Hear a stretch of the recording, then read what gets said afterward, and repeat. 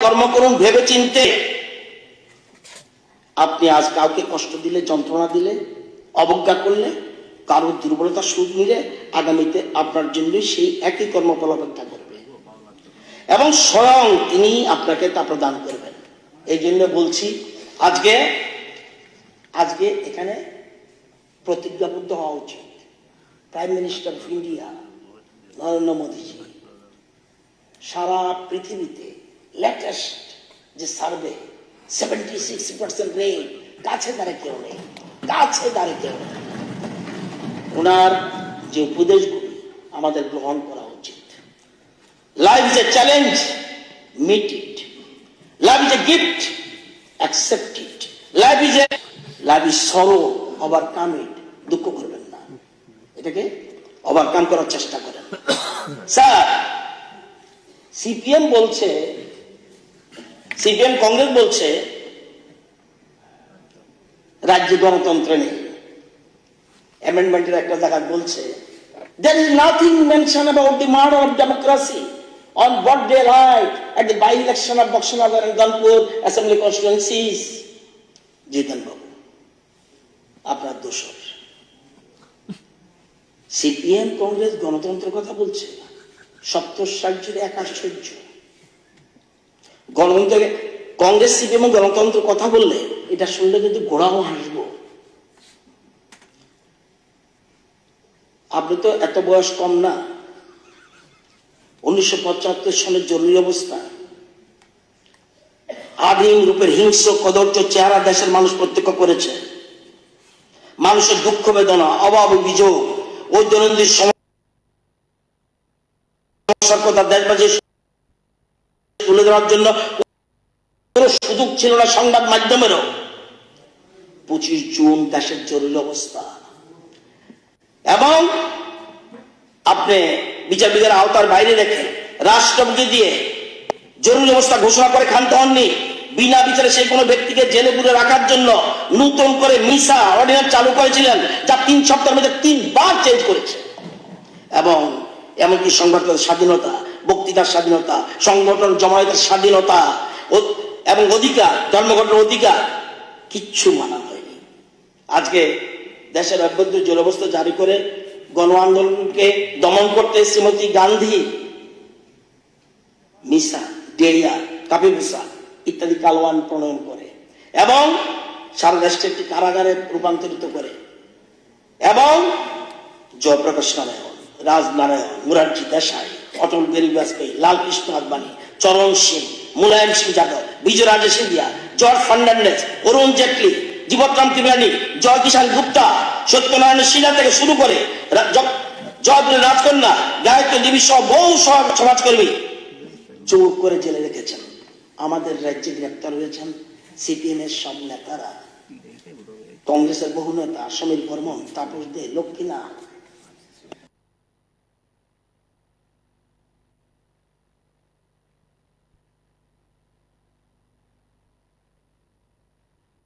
গোলাগুলি করছে, আবার এই কংগ্রেস সিপিএম গোলাগুলি করছে, প্রেম করছে, জোট করে ভোটের প্রচার করে।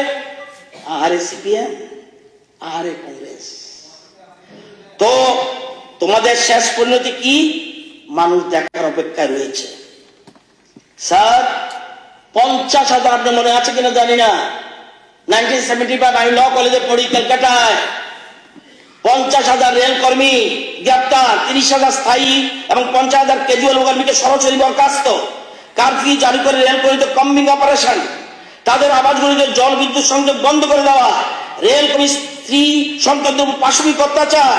পাঞ্জাবে গ্রেপ্তার করার পর গ্রীষ্মের তপ্ত রোদে সিমেন্টের উপরে প্ল্যাটফর্মে তাদের শুইয়ে রাখা, ধর্মবিরোধী নেতাদের লোকের মধ্যে পিন ঢুকিয়ে দিয়েছে, রেল কলোনিতে কোয়ার্টার থেকে বলপুর উচ্ছেদ।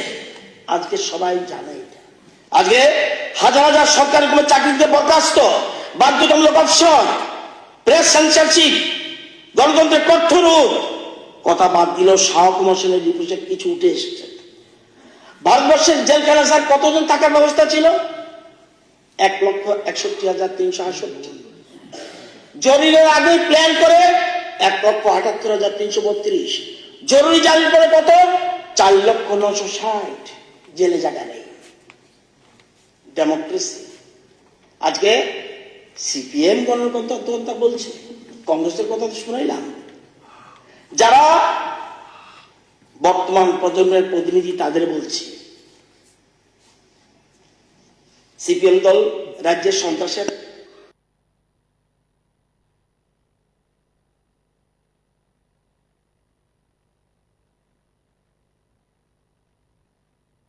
ইম্পোর্ট কারা করে?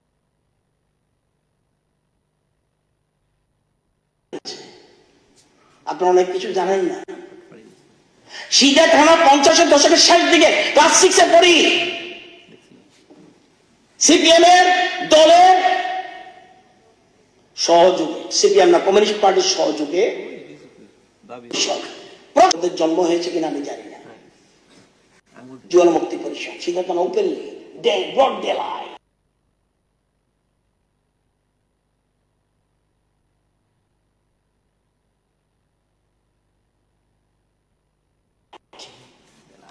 ওই খাঁচার মধ্যে জিনিস ছিঁড়ে তারা লুট করেছিল, কমিউনিস্ট সন্ত্রাসের কথা বলে তারা। আগে সিপিএম কত খুন, কত দর্শন, কত সন্ত্রাস করেছেন, এর ইয়ত্ত নেই। ত্রিপুরা রাজ্যে একমাত্র সিপিএম এর আমলেই এমএলএ খুন হয়েছে, এমনকি এক ডেমোক্রেটিক প্রসেসে তাকে পর্যন্ত খুন করা হয়েছে। পঞ্চায়েত নির্বাচন, পৌরসভা নির্বাচন, এডিসি নির্বাচন, প্যাক্স, স্ল্যামস, সমস্ত নির্বাচন ছিল প্রহসন, বুদ্ধক্ষণ, এজেন্টকে মেরে ফেলা। কি না বাকি ছিল? 1978-এর আগে রতন চক্রবর্তী মহোদয় বলতে পারবেন কোন জায়গায়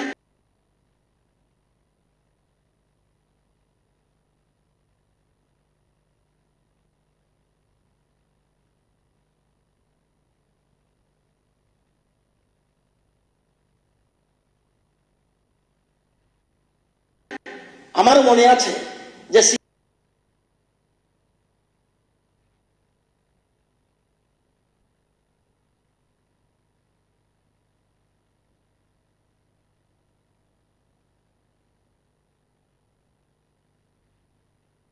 দশকে কোন এক জায়গায় রাধানগরের এখানে আমার আঙ্কেল কইতে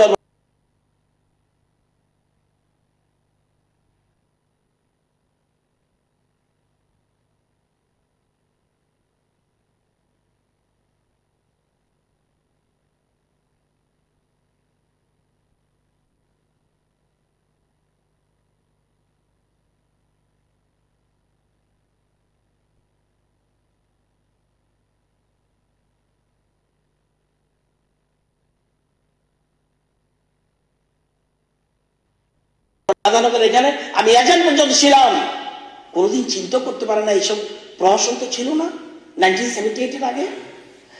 উৎসবের মাঝে বলতো পোলিং অফিসের বাইরে যে অফিস থাকতো সবাই আর পরিণাম হয় সেটা দেশবাসী ভালো করে বুঝেছে।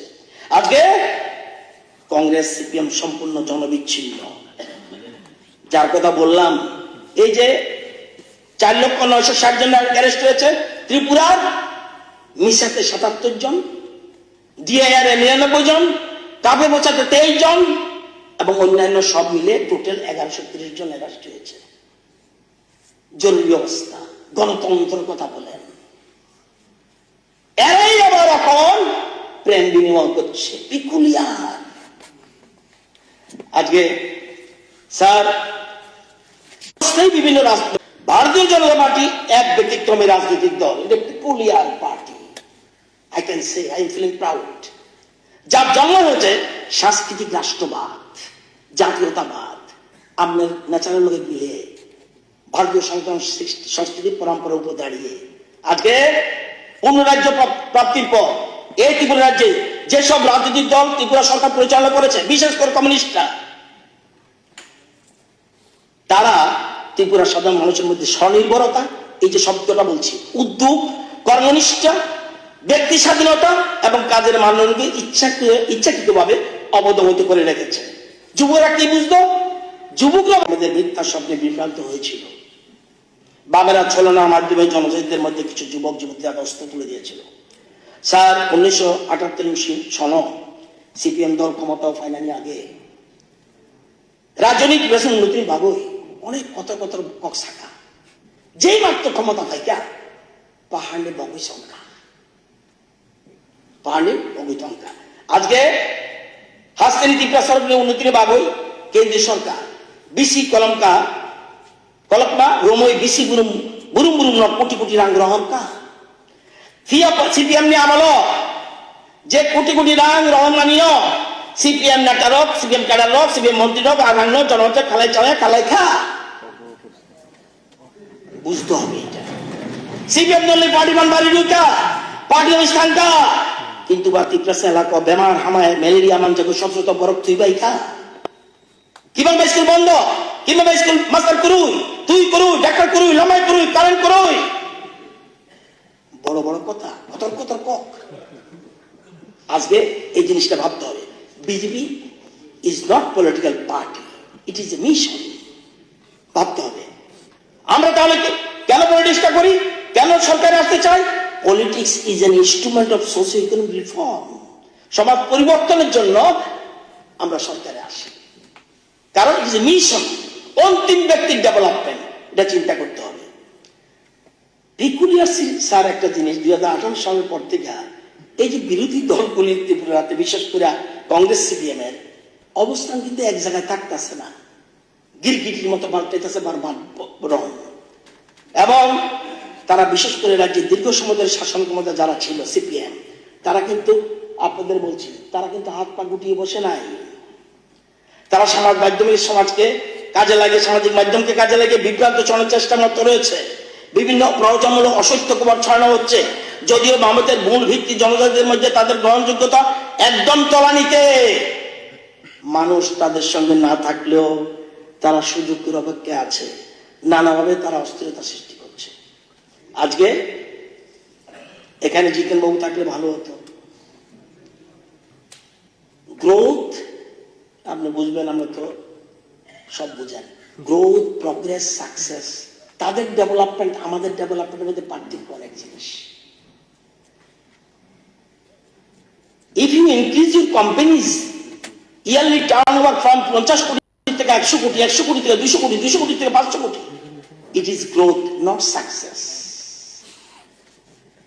definition of growth is increasing your materialistic possessions in all ways it is called growth but that growth is added by ethics means discipline means honesty means norms it is called progress তাদেরটা ছিল অন্য ধরনের growth আমাদের এটা থাকতে হবে কি discipline থাকতে হয় আমাদের কি অনেস্টি থাকতে হয় আমাদের কি নরমস থাকতে হয় অর্থাৎ তাদের সময় ছিল কোন রকম নিয়ম নীতি আদর্শ কিছু ছিল না so growth plus ethics is progress এটা তো আমরা খুশি না আমাদের খুশি হলো success what is success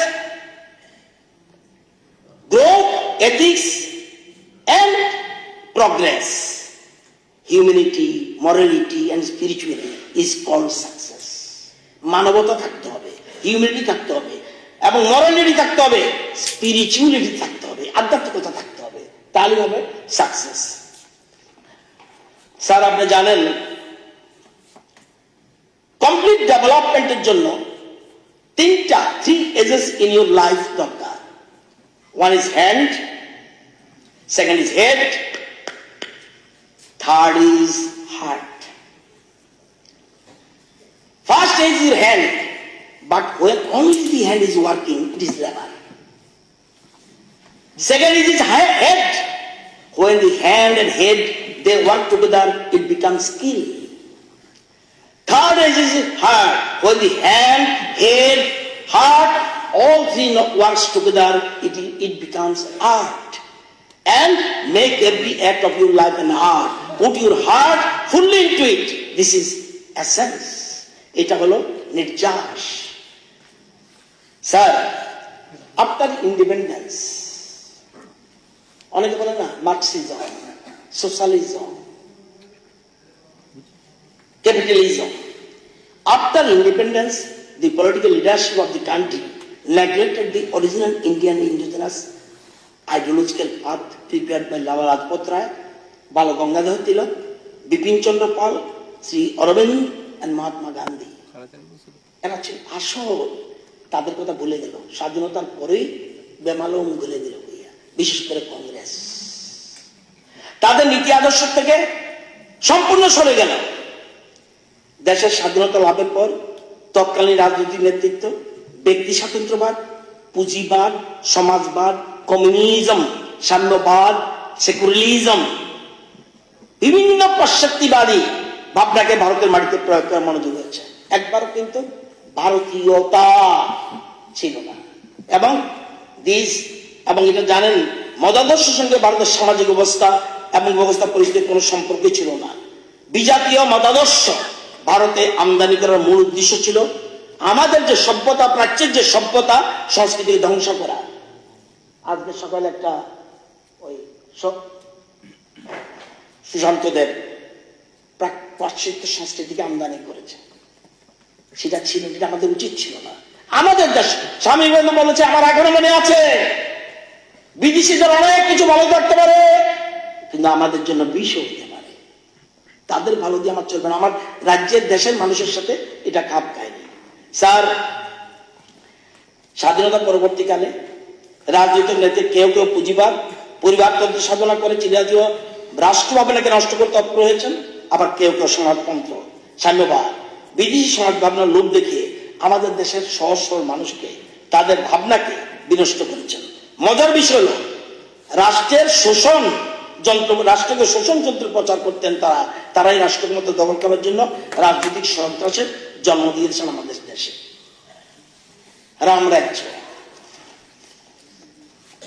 Ram Rajya কথাটি প্রচার এনেছিলেন কে? আমাদের দেশের জাতির পিতা মহাত্মা গান্ধী। রামরাজ্য বলতে গান্ধীজি এমন এক রাষ্ট্র ব্যবস্থা বোঝাতে চেয়েছিলেন যেখানে প্রতিটি মানুষের সর্বক্ষেত্রে সমান অধিকার থাকবে। আজকে যেমন আমরা বলছি সবকা সাথ সবকা বিকাশ, ওইটাই আমরা চেয়েছিলেন। এবং যারা গান্ধীজির জীবন এবং রাষ্ট্র দর্শন কিছুই জানেন না, বামেরা তো জানেই না, তারাই বিদেশ থেকে ধার করা সাম্যবাদ, সমাজতন্ত্রের কথা প্রচার করে গান্ধীজির ভাবনাকে কালিমায় বিলুপ্ত করার চেষ্টা করেছে। আজকাল কিছু সেকুলার, তথাকথিত সেকুলার কিছু পদভ্রষ্ট মানুষ ধর্মরাজ্য কথাটিকে সাম্প্রদায়িক সন্ত্রাস তৈরি করা অস্ত্র হিসাবে ব্যবহার করতে তৎপর হয়েছেন। তারা জানেন না যে ধর্মরাজ্য প্রকৃতপক্ষে সমন্বয়িত মানবতার একটা অন্তঃস্তর। ধর্মরাজ্য কথাটি মানে হচ্ছে প্রকৃত আইনের শাসন, রুল অফ ল। আমার কথা, আমাদের দেশের পিতার কথা। স্যার, কিছু ধূর্ত এবং চতুর রাজনৈতিক দল ব্যক্তি ধর্মরাজ্যের এই উদার বিজ্ঞান সম্বন্ধে আপনাকে গভীর এক ষড়যন্ত্র আবহে ধর্মাচরণের সঙ্গে যুক্ত করে দিয়েছেন। তাদের মূল উদ্দেশ্য ভোটের বাজার ধরাই ওদের উদ্দেশ্য। স্যার, আমরা আজকে কিসের কথা বলি? অতীতের অভিশাপ থেকে দেশকে মুক্ত করতে বর্তমান সরকার তাই দুইটা পথ বেছে নিয়েছেন। এক, অন্তোদয়, দরিদ্র থেকে দরিদ্র ব্যক্তি উন্নয়ন। দুই, সর্বদয়, সকলের জন্য উন্নয়ন। এই দুইটি আদর্শকে পাতে করে আমাদের রাজ্য সরকার, দেশের সরকার কাজ করে চলেছে এবং অর্থনৈতিক উন্নয়ন পরিমাণ তৈরি করেছে। এবং বিরোধীরা ভারতীয় সমাজ দর্শনের চতুর্পুরুষার্থ নীতিকে অস্বীকার করছেন। এটা পুরানো বই যদি পড়েন দেখবেন। চতুরা পুরুষার্থ কি? ধর্ম, অর্থ, কাম, মোক্ষ। ধর্ম মানে ন্যায়পরায়ণতা, অর্থ মানে সম্পদ, কাম মানে বাসনা বা চাহিদা, মোক্ষ মানে স্বাধীনতা বা মুক্তি। এই চারটি উপাদানের উপর ভিত্তি করে সমাজের উন্নয়ন হয়। কিন্তু সুবিধাবাদী রাজনীতির ব্যাপারীরা ইন্ডিয়ান এই সমাজ, ভারতীয় সমাজ দর্শনের ভাবনাকে অবৈজ্ঞানিক ভাবে হিন্দুত্ব বলে প্রচার করে দিয়ে এবং জনমনে বিভ্রান্ত ছড়িয়ে দিয়েছেন। বিজাতীয় আদর্শের দালালি করে তাদের মূল উদ্দেশ্য। কে আবার প্রচার করছেন সাম্যবাদ, সমাজতন্ত্র, কে আবার বিপ্লবী সমাজের কথা বলছেন, কেউ বলছেন রাষ্ট্র শোষণের কথা, কেউ বলছেন বন্দুকের মানবিক ক্ষমতার উৎস। মূলত সাধারণ মানুষকে নানাভাবে ভাবনায় ভাগ করে দিয়ে রাষ্ট্রের শাসন ক্ষমতা দখল করেছিল তাদের মূল উদ্দেশ্য। স্যার, মাননীয় গোপাল বাবু আছেন, সিনিয়র লোক। সাম্প্রতিক সময়ে দেখা গেছে দেশের কয়েকটা রাজনৈতিক দলের সদস্যরা প্রকৃত মাতাকে জয়, তারা চীন, রাশিয়া, ইতালি, প্যালেস্টাইন, গাজা ইত্যাদি রাষ্ট্রভূমিকে বন্দনা করে, কিন্তু নিজের দেশ ভারতকে মাতৃজ্ঞানে সম্বন্ধ করতে তাদের আপত্তি প্রকাশ পায়। একজন বলছে, উনি প্রধানমন্ত্রী খোয়াব দেখছেন, উনি বলছেন ভারত মাতা কোন হ্যায়, বলছে ভারত মাতা কোন হ্যায়, অথচ আমাদের ভারতীয় সংস্কৃতির ভূমিকে মাথা যে দেখা হয়, আর সেই ভূমির সকল নাগরিক সেই ভূমির সন্তান। তাই আমাদের কাছে মাতৃশক্তির বন্দনা হয়ে আসছে। আজকে ভারত বাঁচাও স্লোগান আন্দোলন, ভারত জোড়ো স্লোগান আকাশ বাতাস মুতিস করলেও ভারত মাতাকে তারা অস্বীকার করে, ভারত মাতাকে জয় বলে মাতৃভূমি বন্দনা করতে তাদের আপত্তি প্রকাশ পায়। আমি আপনাকে বলবো, রাহুল গান্ধী তো ছোট মানুষ, বয়স তার কম, আপনার মতো সিনিয়র যা তারা বুঝাইয়েন। রাষ্ট্রীয় ভ্রষ্টাচারে আকণ্ঠ ডুবে যাওয়া কিছু দল তার সদস্যরা বোধহয় ভুলে গেছেন সাহিত্য সম্রাট বঙ্কিমচন্দ্রের আনন্দমঠ পড়ছেন। সাহিত্য সম্রাট বঙ্কিমচন্দ্রের আনন্দমঠ উপন্যাসে মাতৃভূমির বন্দনা করেছেন উচ্চকণ্ঠে। ভারত মাতার যে চিত্রটা কে এঁকেছে জানেন? রবীন্দ্রনাথের ঠাকুরের ভাইয়ের ছেলে অবনীন্দ্রনাথ ঠাকুর। এবং সেই ভারত মাতা কি থাকবে? গেরুয়া বসন। তাছাড়া এক হাতে ছিল বই, এক হাতে ধানের শীষ, এক হাতে শ্বেত বস্ত্র, এক হাতে রুদ্রাক্ষের মালা। সেই ভারত মাতা ছিল ভারতের উপাস্য দেবতা। স্বাধীনতা সংগ্রামীরা যখন লড়াই করছিল, এই ভারত মাতাকে বুকে রেখে লড়াই করেছে। আজকে ওই লোকটাকে বাপুকে বুঝিয়ে দিন, ইতিহাস জানুক। বঙ্কিমচন্দ্র আনন্দমঠ পড়েনি, অবনীন্দ্রনাথ ঠাকুরকে চিনে না, এগুলি ভাবতে হবে। স্যার, বেশিরভাগ রাজনৈতিক দল, সব না, today all political except few in India the ideology bankrupt. বিশেষ করে সিপিএম দল একদম দেউলিয়া হয়ে গেছে। তাদের BJP is running its organization on the basis of the coherent ideology of cultural nationalism.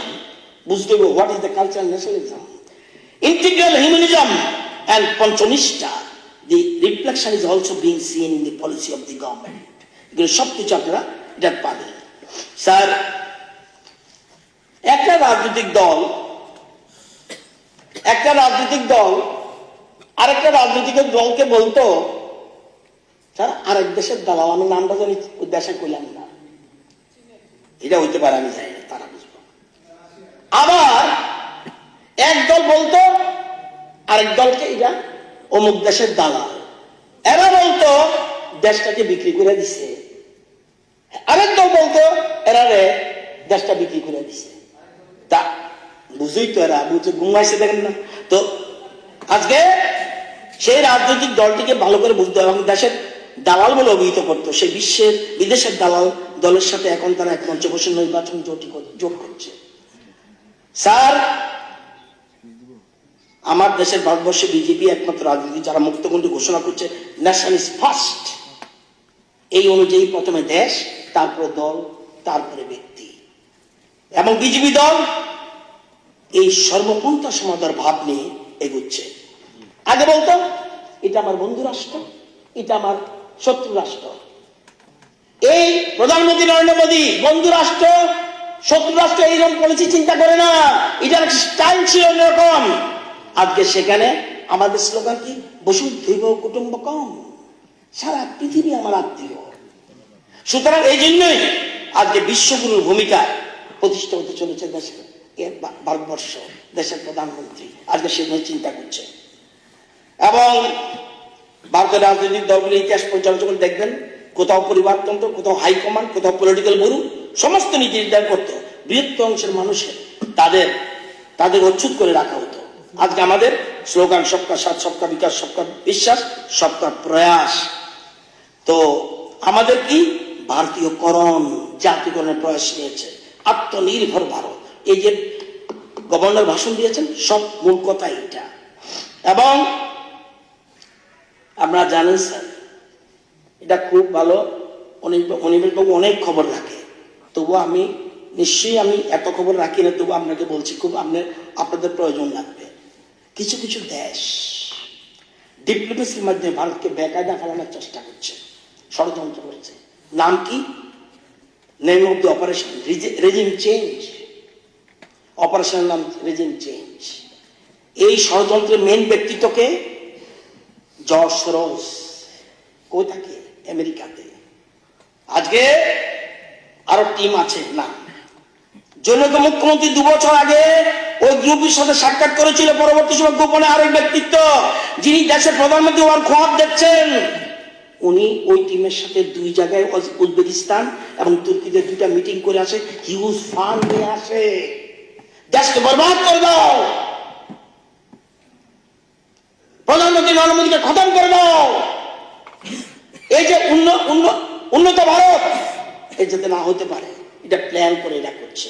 এবং এর সাথে রয়েছে বেশ কিছু, এবং আপনারা জানেন এই যে প্রধানমন্ত্রী হওয়ার জন্য যে একটা মিটিং করেছেন, এবং বেশ কিছু দেশ চাইনিজ বামপন্থীর এটার মধ্যে আছে। সংসদের আক্রমণের পিছনে রাহুল গান্ধীর সাথে যারা হেঁটেছেন এবং বামপন্থী শিক্ষা আন্দোলনের নেতারা আছেন,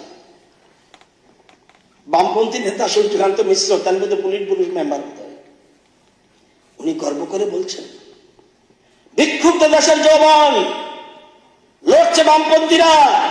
সূর্যকান্তের মতে সংসদের স্মোককে নিয়ে তাণ্ডব চালানো বামপন্থীদের লড়াই, অর্থাৎ স্বীকার করতে বাধ্য হলেন এরা সকলেই লেফট ইকোসিস্টেমের প্রোডাক্ট।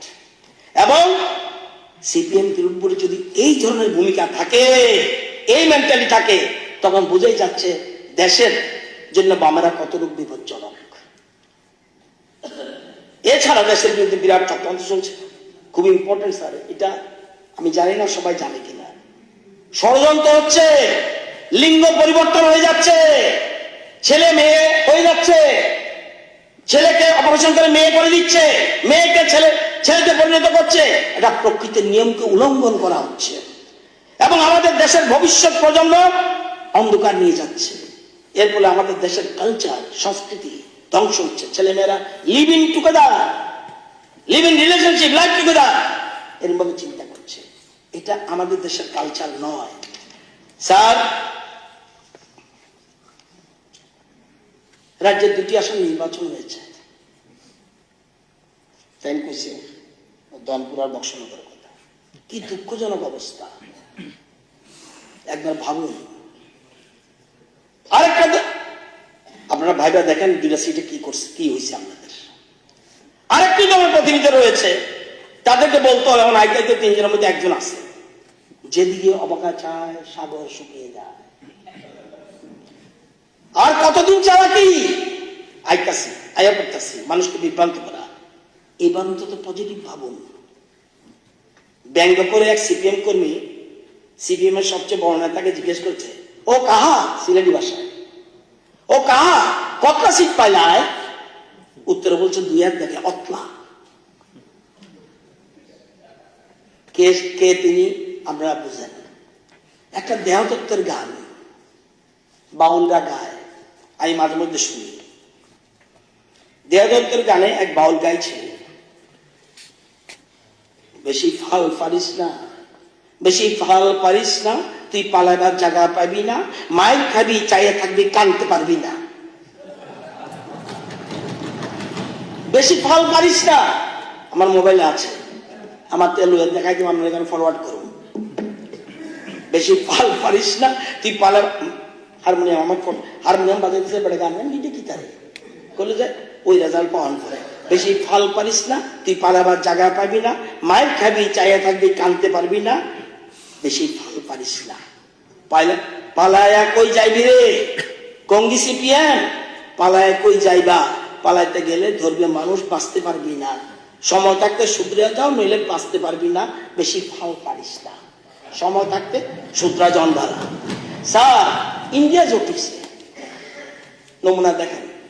কে জানি বলছিল এটা কি কয়, হিপোক্রেসি নি কয় শব্দ একটা।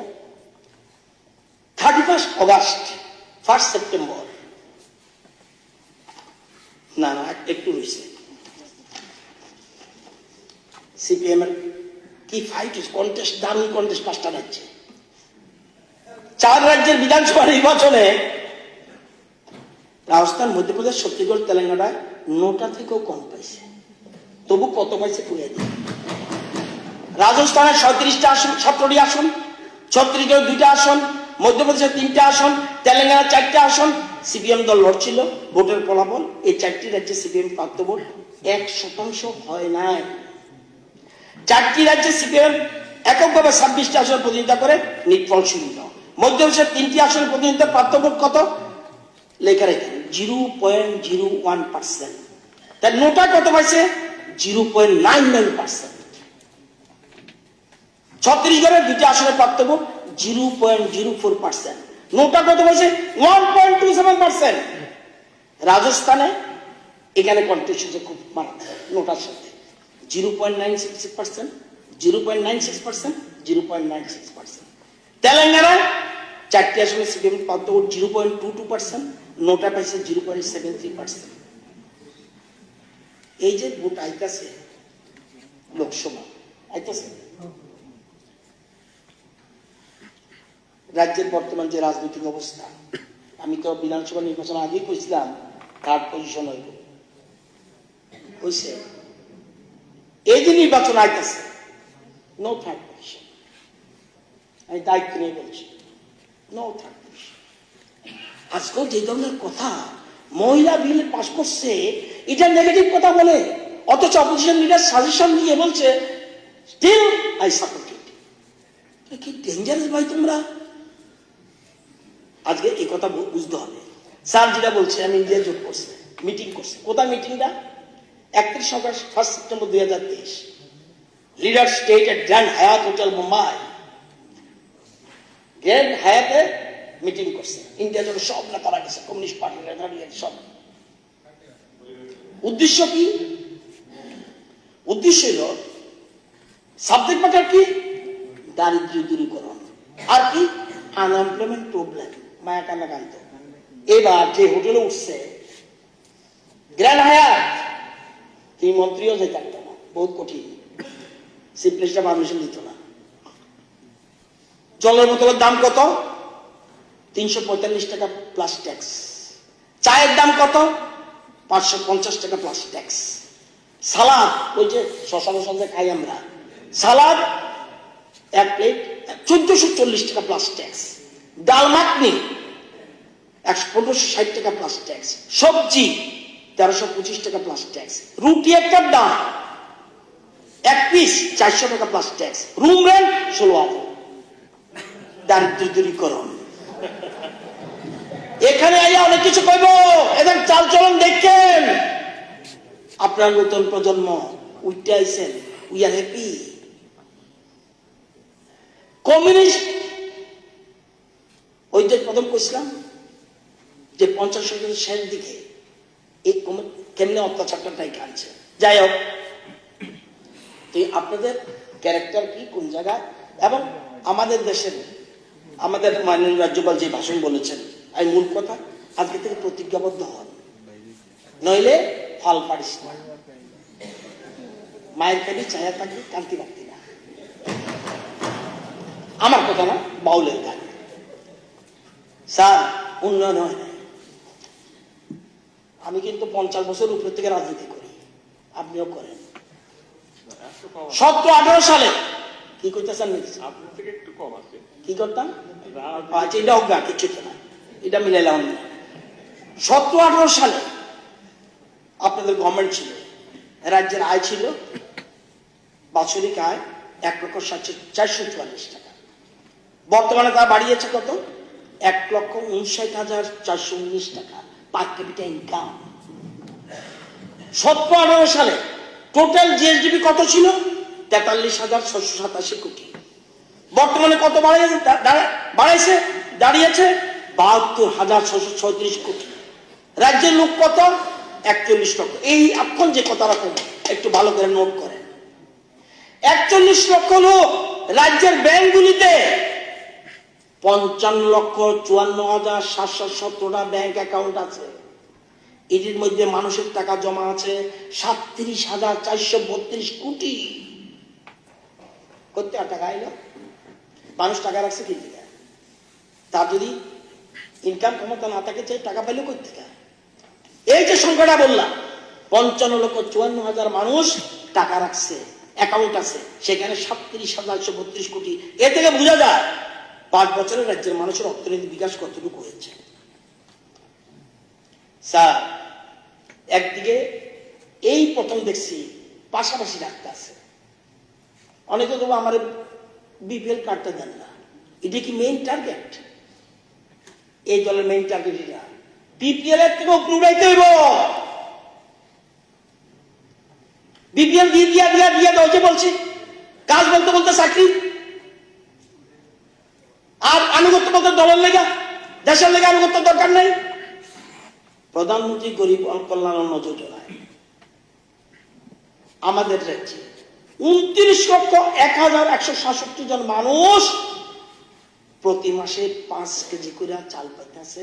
গত 4 বছর আরো 5 বছর পাইব। একদিকে ফ্রি চাল দিতে আছে, আরেকদিকে হচ্ছে আত্মনির্ভর হও।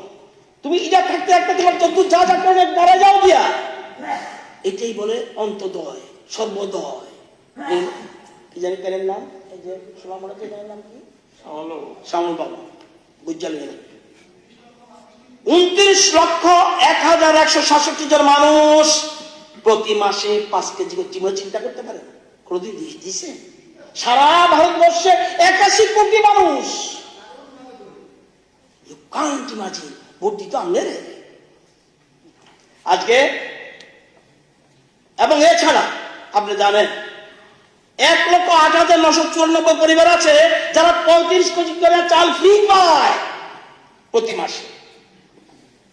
আইএম প্রধানমন্ত্রী উজ্জ্বলা যোজনা 2,90,413। এবং আপনারা জানেন আজকে প্রধানমন্ত্রী উজ্জ্বলা যোজনা,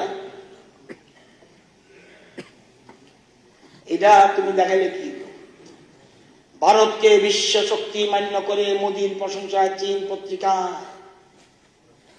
নাই, সব সারেন্ডার করতেছে ঘুরতে বলে। পাকিস্তানের জঙ্গল বলছে, এবারে নাম কি প্রধানমন্ত্রী আছেন যেটা পাকিস্তানে, নওয়াজ শরীফ চাই না, 5 বছরের জন্য মোদীকে চাই। পাকিস্তানের জনগণ উস্কাইতে দিছিলেন, হিডি পর্যন্ত সারেন্ডার করে দিচ্ছে। উপায় নাই, 1 নম্বর জায়গার পিছিয়ে দেবো না, আমি দেখতাম না, নয়ন তারা দেখবো, তোমাদের মধ্যে ইয়াং জেনারেশন দেখবো। 1 নম্বর, বিশ্বে আবার জগৎসভায় শ্রেষ্ঠ আসন লবে। তার মানে কোনদিন ছিল গোপাল বাবু, কোনদিন ছিল? সেই জায়গাটা শেষ করে লাইছেন আপনারা। আমি খুশি না, কবি কইতাছে বিশ্ব আবার জগৎসভায়, ভারত আবার জগৎসভায় শ্রেষ্ঠ আসন লবে। আজকে সেগুলি চিন্তা করেন। আজকে সারা পৃথিবীতে প্রধানমন্ত্রী আবাস যোজনা, কটা ঘর গ্রামে, কটা এই 5 বছরে 5.5 বছরে 3,52,502টা। শহরে কটা 82,132টা। 5.5 বছরে কয়টা টোটাল? 4,34,634। জীবনে কেউ ভাবে নাই। এর মধ্যে ট্রাইবেল কটা? 1,51,404। ট্রাইবেলে হাউস হোল্ড কটা? 2,57,000 মধ্যে 1,51,000 কিন্তু ঘর স্যাংশন। কেন? এই ঘর থাকলে ঘর পাইলো কেরে? এত যদি দিয়া থাকেন ঘর পাইতেছে কেরে? আমার মুখ্যমন্ত্রী তো দিল্লিতে বুঝাইছে যে দেখো মাঠটা করে দিয়ে সিস্টেম আছে। আমাদের রাজ্যের সরকার দিল্লিতে বুঝাইতে পারছে যে মাঠটা করে আর টিনের ঘর থাকলে ঘর না, পাকা ঘর লাগবে। আজকে সেই টাকাটা বুঝাইছে। আজকে আপনারা জানেন কটা টোটাল বাড়ি গ্রামে? 7,46,313। কটা ঘর, কটা বাড়িতে পানীয় জলের লাইন ক্লিয়ার? 5,51,000 বাড়িতে। আগে কত পার্সেন্ট ছিল? 3%। মানে কটা বাড়িতে ছিল? 24,502 বাড়িতে। এখন কত? 5,51,000। 5.5 বছরে ভুল বোধ শ্যামল বাবু আসি উঠে ভাই ইয়ার লেগে আর তুমি কইছি তো 2-1টা ভুলে বলে যদি আইয়ের একটু আইতেন তো। আজকে এই পানীয় জল আমরা বললে 100% পারছি, 5.5 বছর 100% হয় না। 74%, 73 পয়েন্ট সামথিং, 74% কমপ্লিট। ওই যে কইছি মানুষের চাকরি বলতে বুঝতে কি বুঝতো? চাকরি আরে কাজ মানে চাকরি। ও মাথা মধ্যে ঢুকাইছে কমিউনিস্টের দান্দা।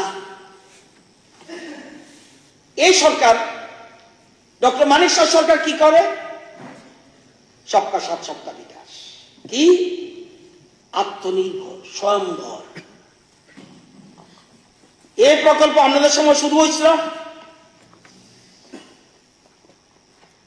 সেলফ হেল্প গ্রুপ আপনারা কটা করছিলেন? সেলফ হেল্প গ্রুপ 4160টা। আমরা করছি কত? 47,208টা। আপনাদের সংখ্যা কত? 39,941। আমরা কত? 4,26,065 দিয়ে গ্রুপে বাড়াইছি না। আপনারা হারালে কত টাকা দিয়েছেন রিভলভিং ফান্ডে? 4,25,00,000। আমরা কত দিছি? 44,55,00,000। কমিউনিটি ইনভেস্টমেন্ট আপনারা কত দিচ্ছেন? 27 কোটি। আমরা দিছি কত?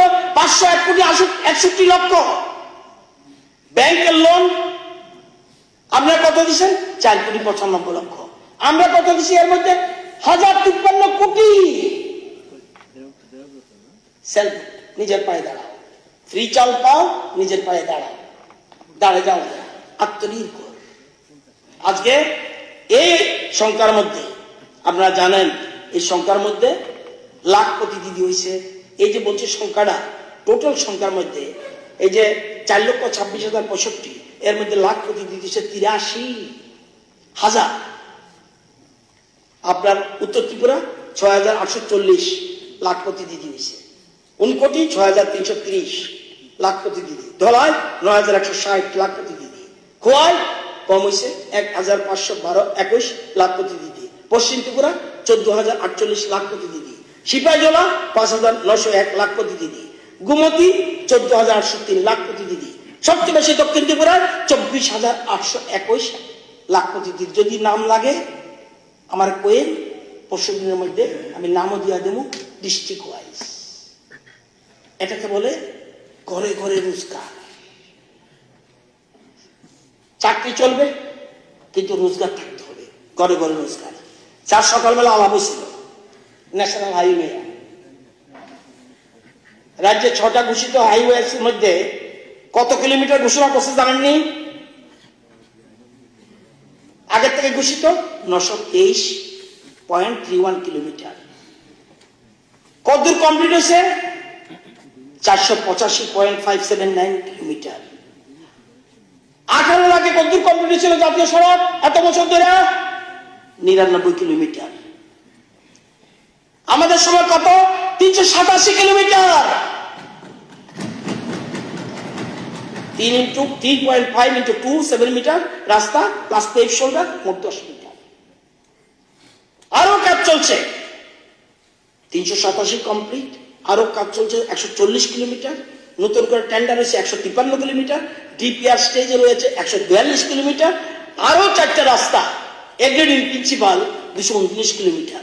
শুধু না, এবং আজকের থেকে শুরু হয়েছে। তুমি খুললে খুশি বা নিশ্চয়ই জানো বোধ তুমি, একটি 4 লেনের রাস্তারও আজকে 8 জানুয়ারি, আজকে 8 নেই, জানতে শুরু হয়েছে। এবং চম্পানগর সাধুপাড়া থেকে খয়েরপুর 452 কোটি টাকা। এর মধ্যে রয়েছে বাইপাস রোড রানীবাজার। এতদিন জাতীয় সড়ক হইল না কেন? শুধু 99 কিলোমিটার কেন? কি উত্তর আপনাদের কাছে? কি উত্তর? আজকে এই কথাটি চিন্তা করতে হইব। শুধু এটা না, 277 কিলোমিটার পিএমজিএসওয়াই কমপ্লিট। আরো 443 কিলোমিটার স্যাংশনের অপেক্ষা রয়েছে। আজকে এই ব্যাপারটা বুঝুন। পিডাব্লিউডি একদিকে জাতীয় সড়ক, আরেকদিকে পিএমজি হোসেন, আরেকটা PWD road 1012 kilometre wide strengthening এগুলি করা হয়েছে। এবং এর মধ্যে নিউ একদম পিডাব্লিউ নতুন করছে 42 কিলোমিটার 0.50। বেকার লোক কথা কয়। পার্লামেন্টে রাজ্যসভায় 20 জুলাই এই দিনের কথা 2023-এ আপনি কবেন এত বেকার, আপনি কবেন এত বেকার। মন্ত্রী Shri Bhupendra Yadav, minister labour and employment, laid in the table of the Rajya Sabha. Start question number 15, 20 July 2023। প্রশ্ন করছে শ্রী জোশ কে মনি এমপি, যে বেকারত্বের হার চিত্রটা সারা ভারতবর্ষে দেখাও। ত্রিপুরা রাজ্য 18 আগে কত ছিল? রেট 10, এখন কত? জুলাই পর্যন্ত 3, এটা আরো কমছে। আমরা থেকে মাত্র 7টা স্টেট একটু বেটার পজিশন। এটা পার্লামেন্টের গর্ব মানে দেন, 7 লক্ষ 8 লক্ষ করতে পারলেন শুধুমাত্র বটতলা পার্টি। বটতলা না তো তখন এরার কথা শুনল না নয়ন, আই ভালো লাগে তোমার পাশের কনস্টিটুয়েন্সি। এরা কিছু সব ব্রেন সব খুঁজছে বাইক করে বইতে নেয়। এই জন্য আমি দেখছি অনিমেষ বাবুর স্টাইলটা একটু ডিফারেন্স। কনস্ট্রাকটিভ ক্রিটিসিজম করুন, কনস্ট্রাকটিভ ক্রিটিসিজম করুন। আরে বাবা একটা কথা আরম্ভ করে বুঝা না বুঝা। আজকে এই জিনিসগুলো চিন্তা করতে হবে স্যার। এই জন্য বলছি বেকারে আমরা শুধুমাত্র। আজকে আমার এক সাংবাদিক বন্ধু একদিন বামুটিয়ার এখানে করছিল, তোমার এখানে শব্দটা একটু শুনতে খারাপ লাগবে। স্যার আজকের দিনে সরকার যত রকম সাহায্য করে, যদি আমি কেউ বেকার এর মতো আকামলা আজ্ঞা শোনাই, অল কাইন্ডস অফ সাপোর্ট, যা ইচ্ছা করো। আজকে এই জিনিসগুলো বুঝতে হবে। আমরা আগে বলছি গ্রাম গরিব কৃষক, প্রধানমন্ত্রী বলছে আমার কাছে 4টা জাত, যুবক, মহিলা, কৃষক, গরিব। কৃষকদের আয় আপনাদের সময় 15-16 কত ছিল? 6,580। 20-21 কত? 11,096। ডাবল হয়েছে না। 22-23 13,590। সার্ভে এখন রিপোর্ট আসে নাই। কৃষি বাজেটে কত টাকা ছিল? 17-18-তে 330 কোটি, এখন কত? 482 কোটি, 46% বৃদ্ধি। জৈব চাষ আপনাদের সময় কত? 2001টা। আমরা সময় কত? 18,000 হেক্টর। জৈব চাষের সংখ্যা কত? 2,500 স্যার আমাদের সময়। আমরা সময় 17,333। অর্গানিক ক্লাস্টার আপনারা করছেন কত? 132। আমরা করছি কত? 941। আজকে এই জিনিসটা বুঝতে হইব। কৃষি যন্ত্রপাতি কজনরে দিচ্ছেন আপনারা? 17-18-তে দিচ্ছেন 17,24 লক্ষ। আমরা 22-23 দিচ্ছি 30,74 লক্ষ। এবং 13-17 5 বছরে কত দিচ্ছেন? 2,611 জন রে। আমরা দিছি 28,800 জন রে।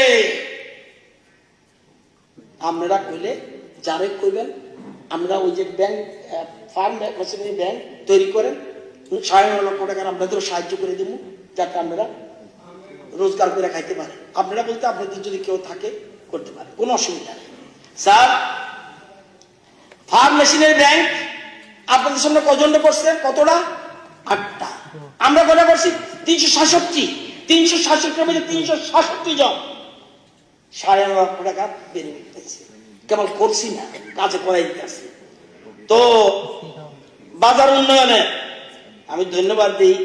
আমার পাশে বয়ে রয়েছে আমার প্রাক্তন কৃষিমন্ত্রী। 13-17 কত টাকা রাখছিল বাজার করানোর লেগে? মার্কেট তৈরি করার জন্য 20 কোটি 26 লক্ষ। আমরা কতটা করছি? 174 কোটি 80 লক্ষ। শুনলে কান জ্বালাবালা হয়ে যাব গা। আমি বেশি কৃষক বন্ধু কেন্দ্র কিচ্ছু করছেন না। কটা করছেন? 0 আর আমরা করছি 32টা। আজকে আপনারা বীমা করছেন প্রধানমন্ত্রী ফসল বীমা যোজনা 23,454। আজকে সকালে করছিলেন। আমরা করছি 12,76,657 জন। এবং বেনিফিটও প্রচুর লোক আছে। আজকে নতুন করে দেখছেন না, শস্যে দ্রোণ দিব, দ্রোণ মহিলা দিদিরে। কমলাবিদ গেছেন কিল্লা, এই যে কমলা গাছ এমনি স্প্রে দিতে গেলে নাকে পড়বে, সেই জন্য দ্রোণ দিয়া মহিলারা ঘরে বইয়া বাইরে দাঁড়াইয়া দ্রোণ দিয়া সব স্প্রে করবে। এটার নাম প্রধানমন্ত্রী নরেন্দ্র মোদী। খাইতে হয়ে যাবে প্রধানমন্ত্রী নরেন্দ্র মোদী। এবং গতানুগতিক চাষ পদ্ধতি থেকে এক একটা ধান চাষে আগে লাগলো 176 কেজি ইউরিয়া, এখন লাগে কি জানো? খবর লইয়া, তুমি স্টাডি করো না গেলে আমি যাই, 1.50 লিটার পকেটের মধ্যে লইয়া যাবো, গাড়ি করে যাও লাগতো না বস্তা লইয়া। এবং দাম কত? দাম হইলো মাত্র 562 টাকা। আজকে সরকার একের পর এক সিদ্ধান্ত দিচ্ছে। এবং আমরা যে জায়গা আছে রাজ্যে কৃষি জমি 24% মাত্র। কি করবো আমি? এই রাজ্য দিয়ে কেমন হইব? তারপরেও Punjab first, second Tamil Nadu, third Andhra, fourth Telangana, fifth Tripura. 3044 KG per হেক্টারে প্রোডাকশন হয়। আপনাদের সময় কত ঐতিহ্য রাখছি, দরকার হলে কই আমি আর বাড়াইতাম চাই না, রাখেন। আমি হাতে পাতা আরেকটা দেন না, হর্টিকালচার সরাই লেছি, মানে কইতাম বেশ সময় কমাই লেগেছে। এত বছর ধরে সরকার আছে, আমি বুঝানোর লেগে আমার শেখার লেখা।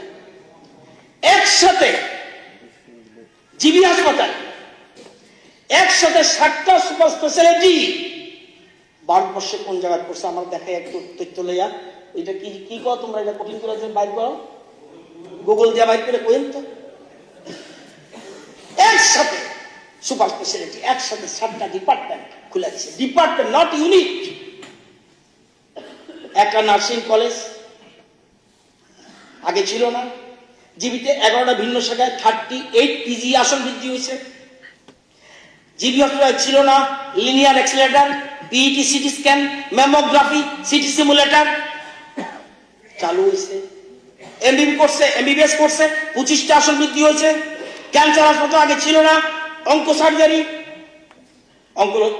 নেই কয় ডাক্তারবাবু আই বলছে, এখন আমি সাবজেক্ট লিয়া পড়া মুশকিল আছে। এজিএমসি ক্যান্সার হাসপাতাল 1000 এলএমপি অক্সিজেন প্ল্যান্ট। এত বছর আসলেন, একটা অক্সিজেন প্ল্যান্ট করে যেতে পারলেন না। আইজিএম হাসপাতাল অক্সিজেন প্ল্যান্ট 1050 এলএমপি। আইজিএম এর পিজি ডিপ্লোমা কোর্স আগে ছিল না, এখন নতুন করে দিয়েছে।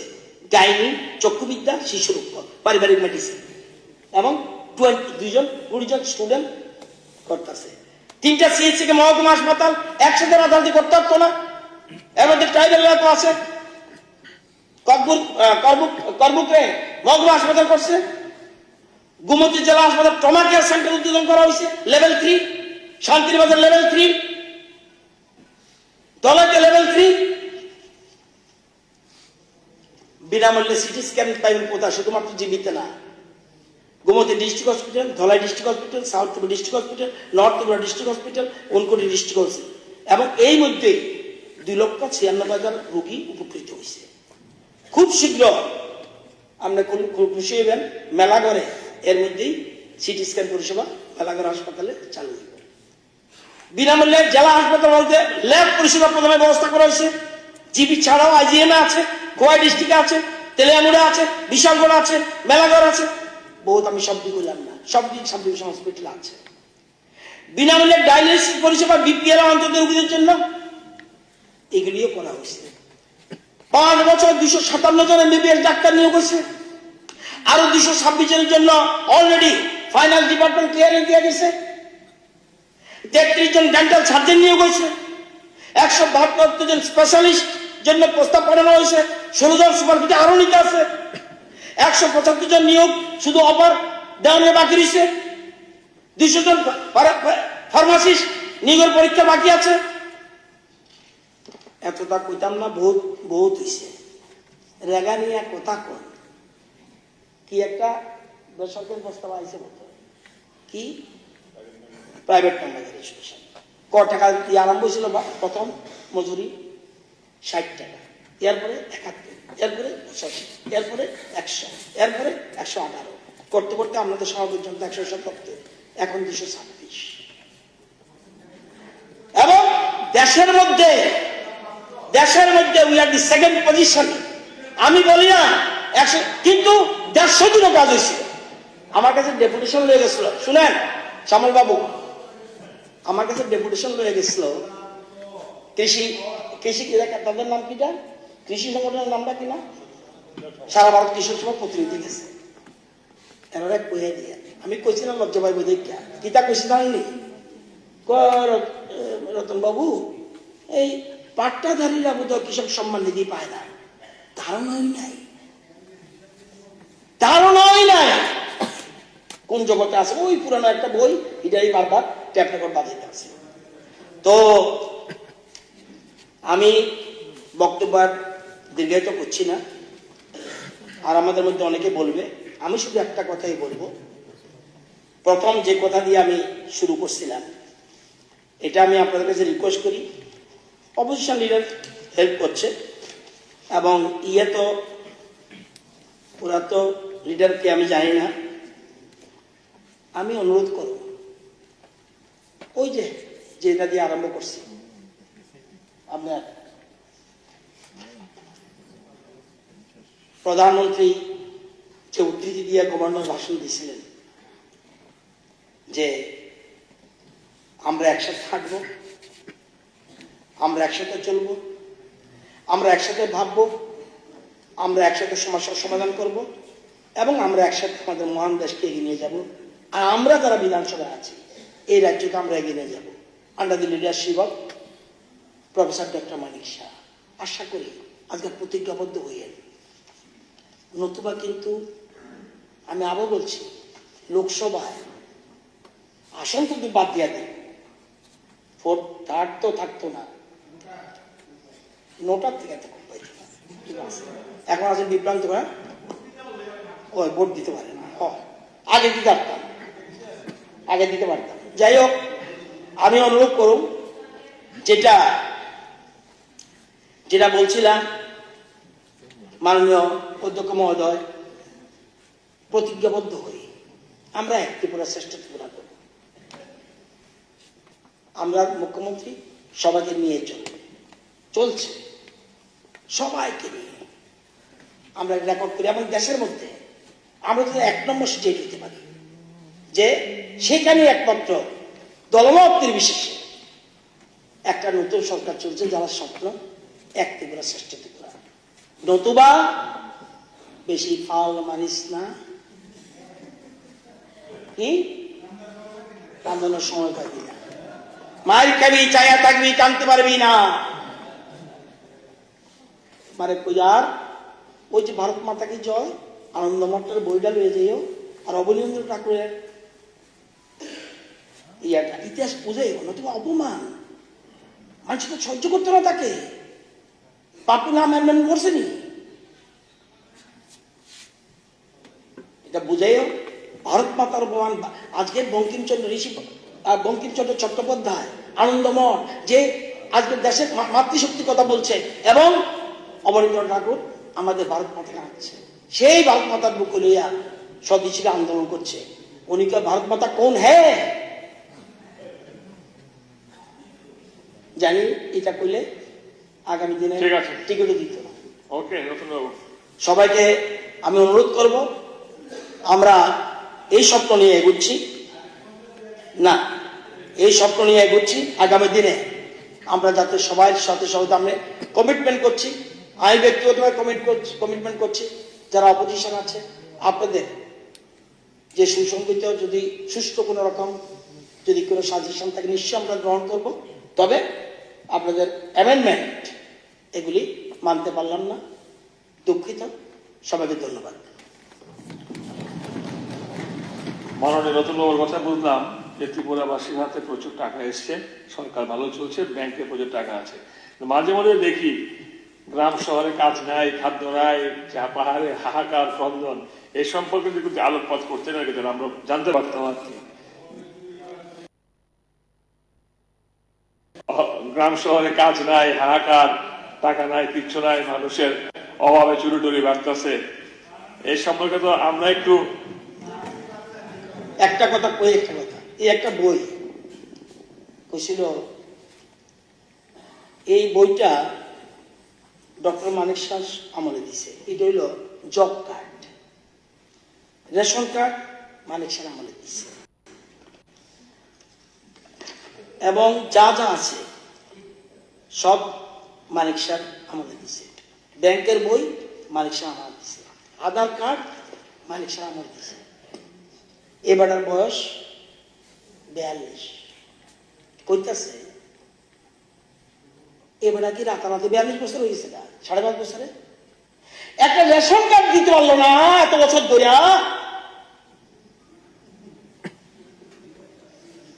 কে লেগে করতে পারলেন না? কে লেগে বলেন না? এটা ট্রাইব কাকেন্দ্র দেববর্মা 41, তার 35 ছিল 6 বছর আগে। কেন রেশন কার্ড হইল না তার? এটাও কি মানিক শাহ উত্তর দিব? এটাও আরবি ডিপার্টমেন্টের মধ্যে উত্তর দিব?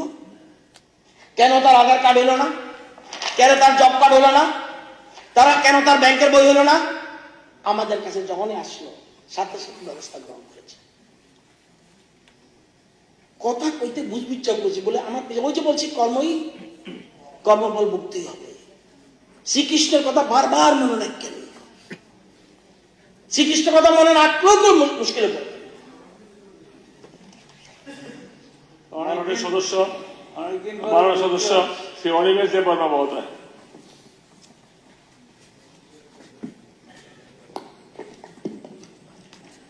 মাননীয় অধ্যক্ষ মহোদয় এবং house of the leader honourable CM, আমাদের রাজ্যের মন্ত্রী মহোদয়গণ, আমাদের পরিষদীয় লিডার্সগণ এবং সমস্ত বিধায়করা, অ্যাসেম্বলিতে এবং অ্যাসেম্বলির বাইরে যারা রাজ্য সরকারের কর্মচারীগণ, সবাইকে ইংরেজি নববর্ষের শুভেচ্ছা জানিয়ে আমি মহামান্য রাজ্যপালের ভাষণের উপর আমরা যে অ্যামেন্ডমেন্টগুলো এনেছি, এই অ্যামেন্ডমেন্টগুলোকে সমর্থন করেই আমি আমার বক্তব্য শুরু করছি। কিছুক্ষণ আগে অবধি টানা 1 ঘন্টা বা তারও একটু বেশি মাননীয় পরিষদীয় বিষয়ক মন্ত্রীর বক্তব্য শুনছিলাম। একটা কথা এটা সত্য, মানুষ যেখানে হতাশাগ্রস্ত সেইখানে ওনাকে নিয়ে বক্তৃতা করানো উচিত। আমি পরে আসছি কেন। উনি আমাদের ত্রিপুরা রাজ্যের কথাই শুধু উল্লেখ করে বক্তব্য করেননি, সারা বিশ্বে আমাদের দেশ কি করছে এবং অন্যান্য রাজ্যে কি কি ধরনের রাজনীতি করছে, দি এন্টায়ার ওয়ার্ল্ড 1 ঘন্টার মধ্যে বিশ্ব ভ্রমণের ব্যবস্থা উনি করেছেন। এটা কিন্তু চমৎকার। একটা কথা উনি খুব সুন্দর বলেছেন, হ্যান্ড, হেড অ্যান্ড হার্ট, মানে সবটাই HD। এই 3টি জিনিস যখন একসাথে কাজ করে এটা নাকি আর্ট। গ্রেট। যেখান থেকে উনি সংগ্রহ করেছেন সত্যি এটা শ্রুতি মধুর এবং এভাবেই কাজ করা উচিত। আলুর মধ্যেও যে অন্ধকার আছে সেই দিকটায় আমি আলোকপাত করতে চেষ্টা করব। আমি বিশ্বের রাজনীতির কথা বলবো না, ভারত সরকার সারা বিশ্বের মধ্যে কি করছে সেই প্রসঙ্গে যাব না। অনেকগুলো ব্যাপার আমাদের ত্রিপুরা রাজ্যের মধ্যেই আমরা দেখেছি এবং এই ভাষণটা যখন পড়লাম, I appreciate মহামান্য রাজ্যপাল, he has emphasized on digitization, smart classrooms, drone technology in agriculture, through self-help group, অনেকগুলো বিষয় নিয়ে উনি এই বক্তব্যে তুলে ধরেছেন। But as the leader of opposition, I would like to bring to light certain crucial points, যে জায়গাটাই সাধারণ মানুষের ছোট ছোট কথা, ছোট ছোট দাবি, সেই দাবিগুলো মন্ত্রী মহোদয়গণ এবং যারা সরকার পরিচালনা করছেন তাদের নজরে আমাদের আনতেই হবে। প্রথমে আমি দেখেছি যে রাজ্যের বিশাল বেকার সমস্যা। পরিষদীয় মন্ত্রী যদিও বলেছেন চাকরি মানেই সরকারি চাকরি, আই এগ্রি উইথ ইউ। আমিও তো কোনো এক সময় টোটাল ত্রিপুরা রাজ্য সরকারি চাকরি করতাম। There are thousands of qualified engineers, doctors, master degree করে আমাদের ত্রিপুরা রাজ্যের ছেলেরা বাইরে চাকরি করছে। They do not bother about Tripura government job. কিন্তু তাদের বাদ দিয়েও তো ত্রিপুরা রাজ্যের অনেক বেকাররা আছে যারা বাইরে যেতে পারছে না, যারা নিজেরা বিজনেস করতে পারছে না। সরকার সেই জায়গায় তাদের জন্য উঠে এসে কাজ করতে হবে। যে জায়গাটা আমি হাইলাইট করতে চেষ্টা করব, ইট ইজ ইয়োর গভর্নমেন্ট, আপনার সরকার, আপনি নোটিফিকেশন দিয়েছেন টেট পরীক্ষার জন্য নোটিফিকেশন আমরা আনিনি, you only have come out with the notification. আপনি রিক্রুটমেন্টের প্রসেসটা শুরু করেছেন, but somewhere you have stopped it. 1 বছর হয়ে গেছে। এই যে এসটিজিটি বেকারদের কথা অনেকবার আমরা আলোচনা করেছি। Date of exam 29 December 2022, TET 2 এবং টেট 1 এর পরীক্ষা হয়েছে। টেট 1 30 ডিসেম্বর, রেজাল্ট বের করেছেন আপনারা 17 জুন 2023। কারা কারা qualified, you have already notified it. 165 জন টেট 2 এবং টেট 1 এ 194 জন, they came out with flying colours. এখন কেন তাদের নিযুক্তি হচ্ছে না? I, as a leader of the opposition, from all the opposition MLAs, my question to the government is, কেন আপনারা রিক্রুটমেন্ট করছেন? 10,330 জন শিক্ষকদের চাকরি যাওয়ার পর it is a fact that প্রতিটি স্কুলে শিক্ষক স্বল্পতা রয়েছে। How are you going to make up this vacuum? কি করে এটা ফিল আপ করবেন? It is only through the recruitment process. I am so happy that Honorable Chief Minister has come back to the house. একটা জায়গায় RTI এর মাধ্যমে আমরা জানতে চেষ্টা করেছিলাম যে রাজ্যে এসটিজিটি বেকারদের সংখ্যা শিক্ষক নিয়োগের ক্ষেত্রে কতগুলো পোস্ট রয়েছে। সেখানে তথ্যে বলেছে তারা যে মোর দেন 5,000 পোস্ট আর লাইন ভ্যাকেন্ট এসটিজিটিদের জন্য। কিন্তু বিধানসভায় গতবার যখন আমি এই প্রশ্নটা করলাম আপনার কাছে, I think you have given the information somewhere 1200 জনের মতো খালি আছে আপনি বলেছেন। whereas আপনার গভর্নমেন্ট থেকে দেওয়া তথ্যে যে উঠে এসছে 5,304 ভ্যাকেন্ট পোস্ট। তো সরকার কিভাবে উত্তর দিচ্ছে? I am doubting there also. RTI এর মাধ্যমে সরকার থেকেই আমরা তথ্য নিচ্ছি, আর মাননীয় মুখ্যমন্ত্রীকে যারাই লিখে দিচ্ছে এই তথ্যগুলো, I don't know what is your base.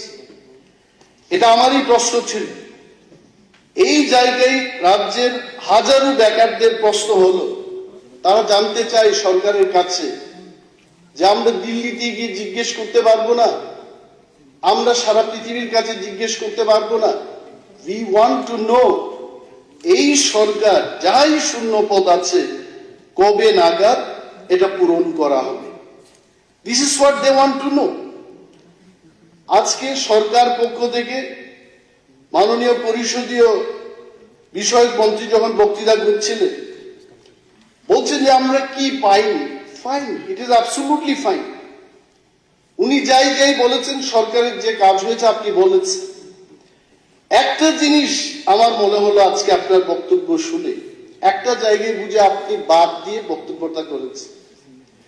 2018 সালে বিজেপি যখন সরকারে ছিল, অনেক জায়গায় আমি বক্তৃতা শুনতাম, বলতেন যে ত্রিপুরাকে আত্মনির্ভর করে তুলতে হবে। আত্মনির্ভর কথার অর্থ কি? আমি কেন্দ্র সরকারের টাকা না নিয়েও নিজের রেভিনিউ ইনকাম দিয়ে আমি ত্রিপুরা রাজ্যকে চালাতে চাই। বামেদের কিন্তু আপনারা তখন বামেদের বিরুদ্ধে আপনারা বক্তব্য করেছেন, বলছেন যে আত্মনির্ভর ত্রিপুরা এবং শ্রেষ্ঠ ত্রিপুরা আমরা গড়তে চাই। মহামান্য রাজ্যপালের বক্তব্যে কিন্তু আত্মনির্ভর ত্রিপুরা এবং শ্রেষ্ঠ ত্রিপুরার সেই কথা আমি দেখিনি। আই ডোন্ট নো ওয়েদার আমি যখন পড়তে গিয়ে এগুলোকে বাদ দিয়েছি। আমার মনে আছে সেপ্টেম্বর মাসে honourable finance minister of our state সাংবাদিক সম্মেলন করে উনি একটা আমাদের রাজ্যের অর্থনৈতিক যে স্টেটাস অবস্থা তাকে উনি সাংবাদিকদের সামনে তুলে ধরেছে। আমার কাছে তার তথ্য আছে, বামেরা যখন এই রাজ্যে ক্ষমতায় ছিল, ঋণের পরিমাণ I am sure it was somewhere 13,000 কোটি টাকার কাছাকাছি। It is something like that. এবং সেই ঋণের পরিমাণ বেড়ে গিয়ে আজকে 21-22-এর কাছাকাছি চলে গেছে। অ্যারাউন্ড 8,600 crores গত 6 বছরে এই রাজ্য ঋণ নিয়েছে। মাই পয়েন্ট ইজ, 2 নম্বর প্রশ্ন, এই ঋণের টাকা দিয়ে আপনারা কি করছেন? 2 নম্বর হলো, যদি আমরা আত্মনির্ভর হতে চাই, আমাদের রেভিনিউ কোথা থেকে আসছে? Where is our revenue? We are paying huge মানি। এই ঋণ বাবদ রাজ্যকে প্রতি বছর 191 কোটি 66 লক্ষ টাকা দিতে হচ্ছে। সুদ দিতে হচ্ছে আপনার 1,373 কোটি টাকা, এবং সব মিলিয়ে দেখা যায় 2,365 কোটি টাকা we are only paying towards our loan. তো এই যে শ্রেষ্ঠ ত্রিপুরা এবং আত্মনির্ভর ত্রিপুরা, ঋণ নিয়ে যদি, এটা কে বলেছে যে ঋণ নিয়ে গিয়ে খাবো? আই ডোন্ট থিঙ্ক এই পলিসিতে আত্মনির্ভর এটা সঠিক নয়। You please look back your decision. রাজ্যের বেকারদের যেমন বেহাল অবস্থা, নাও কাম ব্যাক। যে আপনারা স্বাস্থ্যের ক্ষেত্রে বলেছেন যে স্বাস্থ্য পরিষেবার জন্য আপনারা কি কি করেছেন, কিন্তু পত্রিকা খুললে আমি জানি না আপনারা এই পত্রিকার বিরোধিতা করে আপনারা কোনো কিছু বললেননি। 14 তারিখ নভেম্বর দৈনিক সংবাদ পত্রিকায় বেরিয়েছে আইজিএম এ চোরের উপদ্রব, 21 দিন ধরে অপারেশন থিয়েটার বন্ধ। Why is this happening? এবং জিবি হাসপাতালে বেহাল ডায়ালাইসিস পরিষেবা, এটাও 14 অক্টোবর রাজ্যের মুখ্যমন্ত্রী হাত ধরে আপনি এটা উদ্বোধন করেছেন। এই যে বেহাল অবস্থার মধ্যে দাঁড়িয়ে আমরা যদি মনে করি আমাদের ত্রিপুরা রাজ্য 3 নম্বর স্থান দখল করেছে, পুরস্কার পেয়েছে, I think you still have scope to look back যে আমাদের ঘাটতিগুলো কোথায়। না, আরো একটা জিনিস বলছি, এইখানে যারা ফিক্স পেতে চাকরি করছে, মাননীয় পরিষদীয় মন্ত্রী যখন শিক্ষামন্ত্রী ছিলেন, এটা এখনকার কথা না, সমগ্র শিক্ষা অভিযান এই প্রকল্পে টিচারদের আসামে কি দেওয়া হচ্ছে, মণিপুরে কি দেওয়া হচ্ছে, নাগাল্যান্ডে তাদের কি দেওয়া হচ্ছে। আমাদের ত্রিপুরায় তারা কি দাবি করেছে আপনাদের? সমগ্র শিক্ষা অভিযান প্রকল্পে যারা চাকরি করছে তারা চাইছে যে আমাদেরকে ইএল দেওয়া হোক, আমাদেরকে মেডিকেল বেনিফিট দেওয়া হোক, আমাদেরকে ডিএ দেওয়া হোক, আমাদেরকে জিপিএফ দেওয়া হোক। You are not doing anything. আপনারা কিছুই করছেন না। অথচ একই দলের সরকার আসামে তারা 1 তারিখ জুলাই 2020 হোয়াট এ বিউটিফুল, মানে পেনশনকে বাদ দিয়ে I can tell you everything 60 বছর অবধি তারা চাকরি করতে পারবে। আর আমাদের এই রাজ্যে সমগ্র শিক্ষা অভিযান প্রকল্পে কি হচ্ছে, প্রত্যেক বছর তাদের চাকরির মেয়াদ বৃদ্ধি হচ্ছে। তাতে why I am trying to highlight this problem in the houses, একটা লোক যখন তার সিকিউরিটি থাকবে না, তার চাকরির প্রতি তার যখন সিকিউরিটি থাকবে না, he cannot perform। আমাকে যদি কেউ বলে আপনাকে চিকেন বিরিয়ানি খাওয়াবো কিন্তু দৌড় মেরে মেরে খেতে হবে, I never can eat। আসলে যদি 60 বছর অবধি তারা কাজ করতে পারে, চাকরি করতে পারে, why our state government is not declaring till 60 years এই লোকগুলো কাজ করতে পারে? And then আসুন এইবার শ্রেষ্ঠ ত্রিপুরার মধ্যে এবিসির যে ভিলেজ কমিটির election, can anyone tell in this house, মাননীয় মুখ্যমন্ত্রী যখন ছিলেন না, আপনার চেয়ারকে উদ্দেশ্য করে আমি আজকে বলেছি যে আমাদের সম্মানীয় মুখ্যমন্ত্রী যদি থাকতেন আমরা সেই জবাব পেতাম। But now you have come back, we can ask that question. কেন হচ্ছে না এবিসি ভিলেজ কমিটির ইলেকশন? পিডিএফ ফান্ডের ব্যাপার রয়েছে। Every election you are conducting, what is the problem with ABC village committee election? What is the problem with by election in the autonomous district council? কেন হবে না? এবিসি কে বাদ দিয়ে কি ত্রিপুরা রাজ্য চলবে? 2/3 of the area in the state, it falls under ABC area, or 35% people living in ABC area, তাদের বাদ দিয়ে ত্রিপুরা রাজ্যের এই যে শ্রেষ্ঠ ত্রিপুরা বা আত্মনির্ভর ত্রিপুরা, এটা কখনোই সম্ভব না। And I am sure honorable minister parliamentary affairs এর যিনি, উনি মানবেন এই কথাগুলো। আপনি যদিও আমাদের আনিত এই প্রস্তাবগুলোকে প্রত্যাখ্যান করেছেন, আপনি বলেছেন এগুলো উইথড্র করে নিন। আপনি যখন বিরোধী দলনেতা ছিলেন আমি মাত্র 8টা দিয়েছি, আপনি 40টা 46টা রাজ্যপালের ভাষণের উপর amendment আনতেন। And I am sure as the senior most member in the house you will appreciate আমাদের মাননীয় বিধায়করা যেভাবে অ্যামেন্ডমেন্ট গুলো এনেছেন, এই অ্যামেন্ডমেন্ট গুলো যদি যুক্ত হয় রাজ্যপালের ভাষণে, তখন গিয়ে আপনার এই শ্রেষ্ঠ ত্রিপুরা এবং আত্মনির্ভর ত্রিপুরা হবে।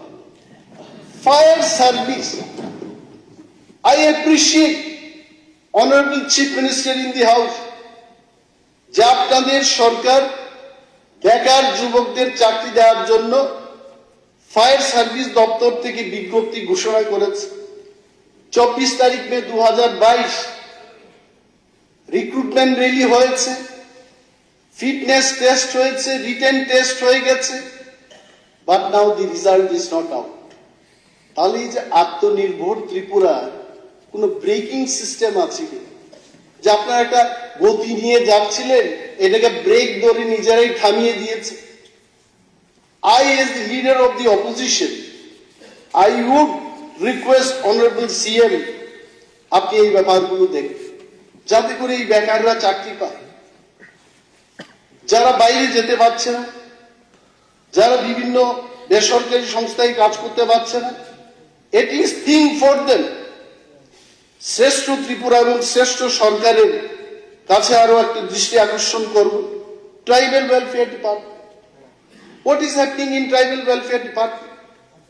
আগে ট্রাইবাল ওয়েলফেয়ার দপ্তর থেকে ইঞ্জিনিয়ারিং, ডাক্তার, জেনারেল কোর্সে যারা পড়াশোনা করত, they used to get scholarship।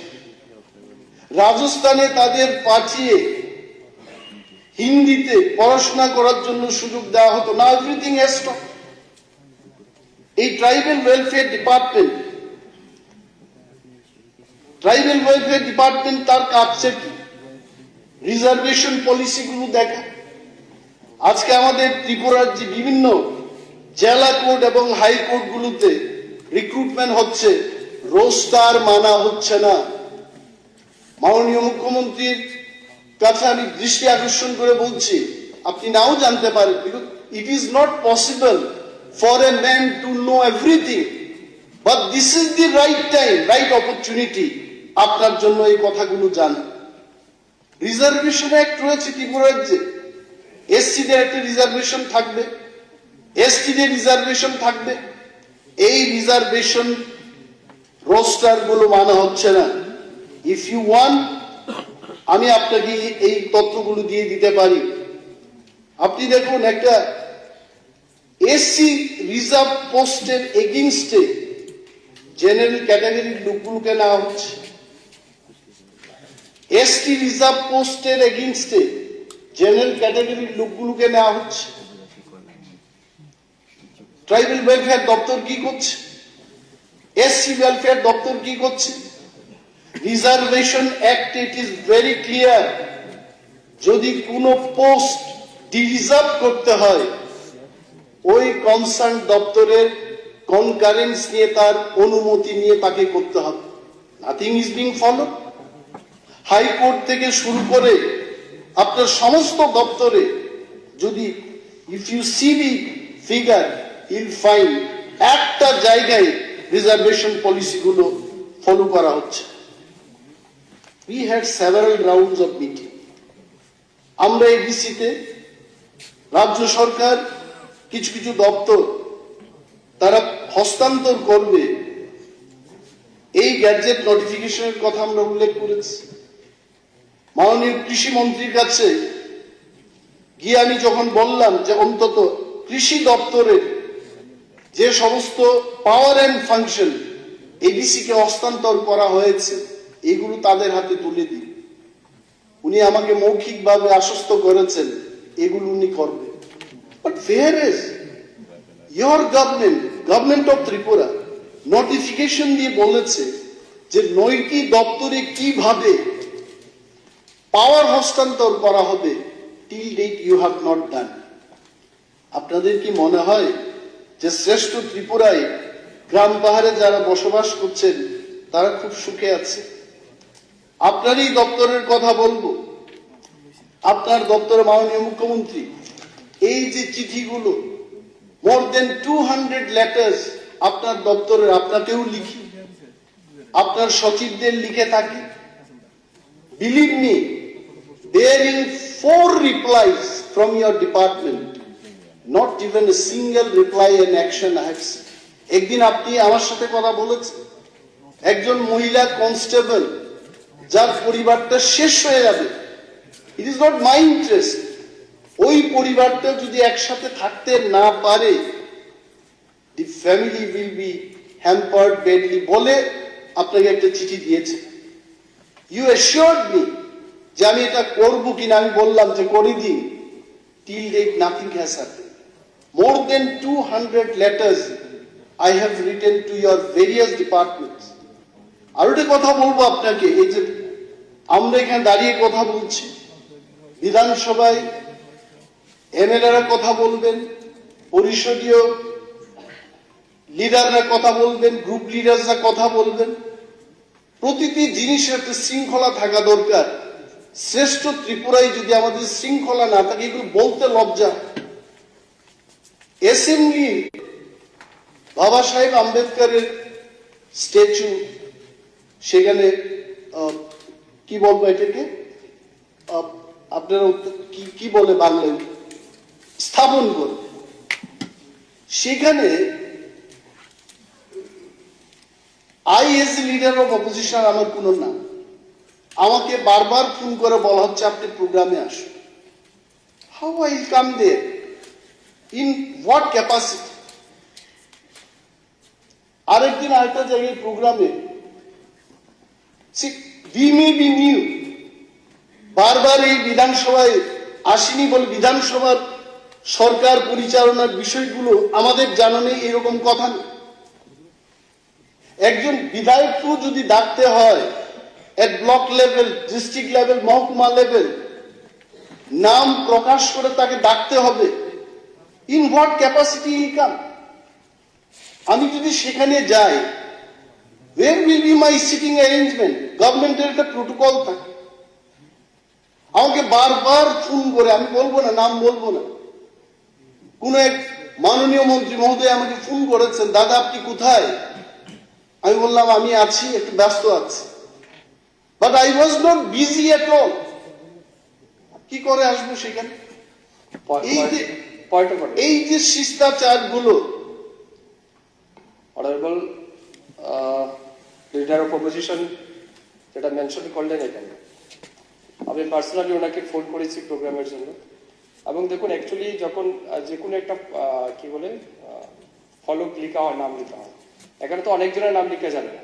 যেমন আপনি স্পিকার আছেন, আমাদের ডেপুটি স্পিকার আছেন, আমাদের চিফ হুইপ ম্যাডাম আছেন, লিডার অফ অপোজিশন আছেন, অনারেবল চিফ মিনিস্টার আছেন, পরিষদীয় দলীয় মন্ত্রী আছেন, ঠিক না? উনিও তো অ্যাসেম্বলি পরিষদীয়। তো সবার নাম যদি লিখতে যায় তো অনেক লম্বা হয়ে যাবে।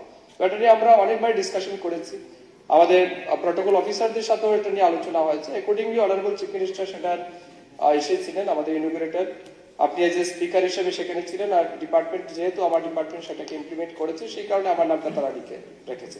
কিন্তু আমরা কিন্তু ওনাকে চিঠি দিয়ে, আমার টেলিফোন, ইভেন আমি পার্সোনালি কিন্তু I had call him on that particular day.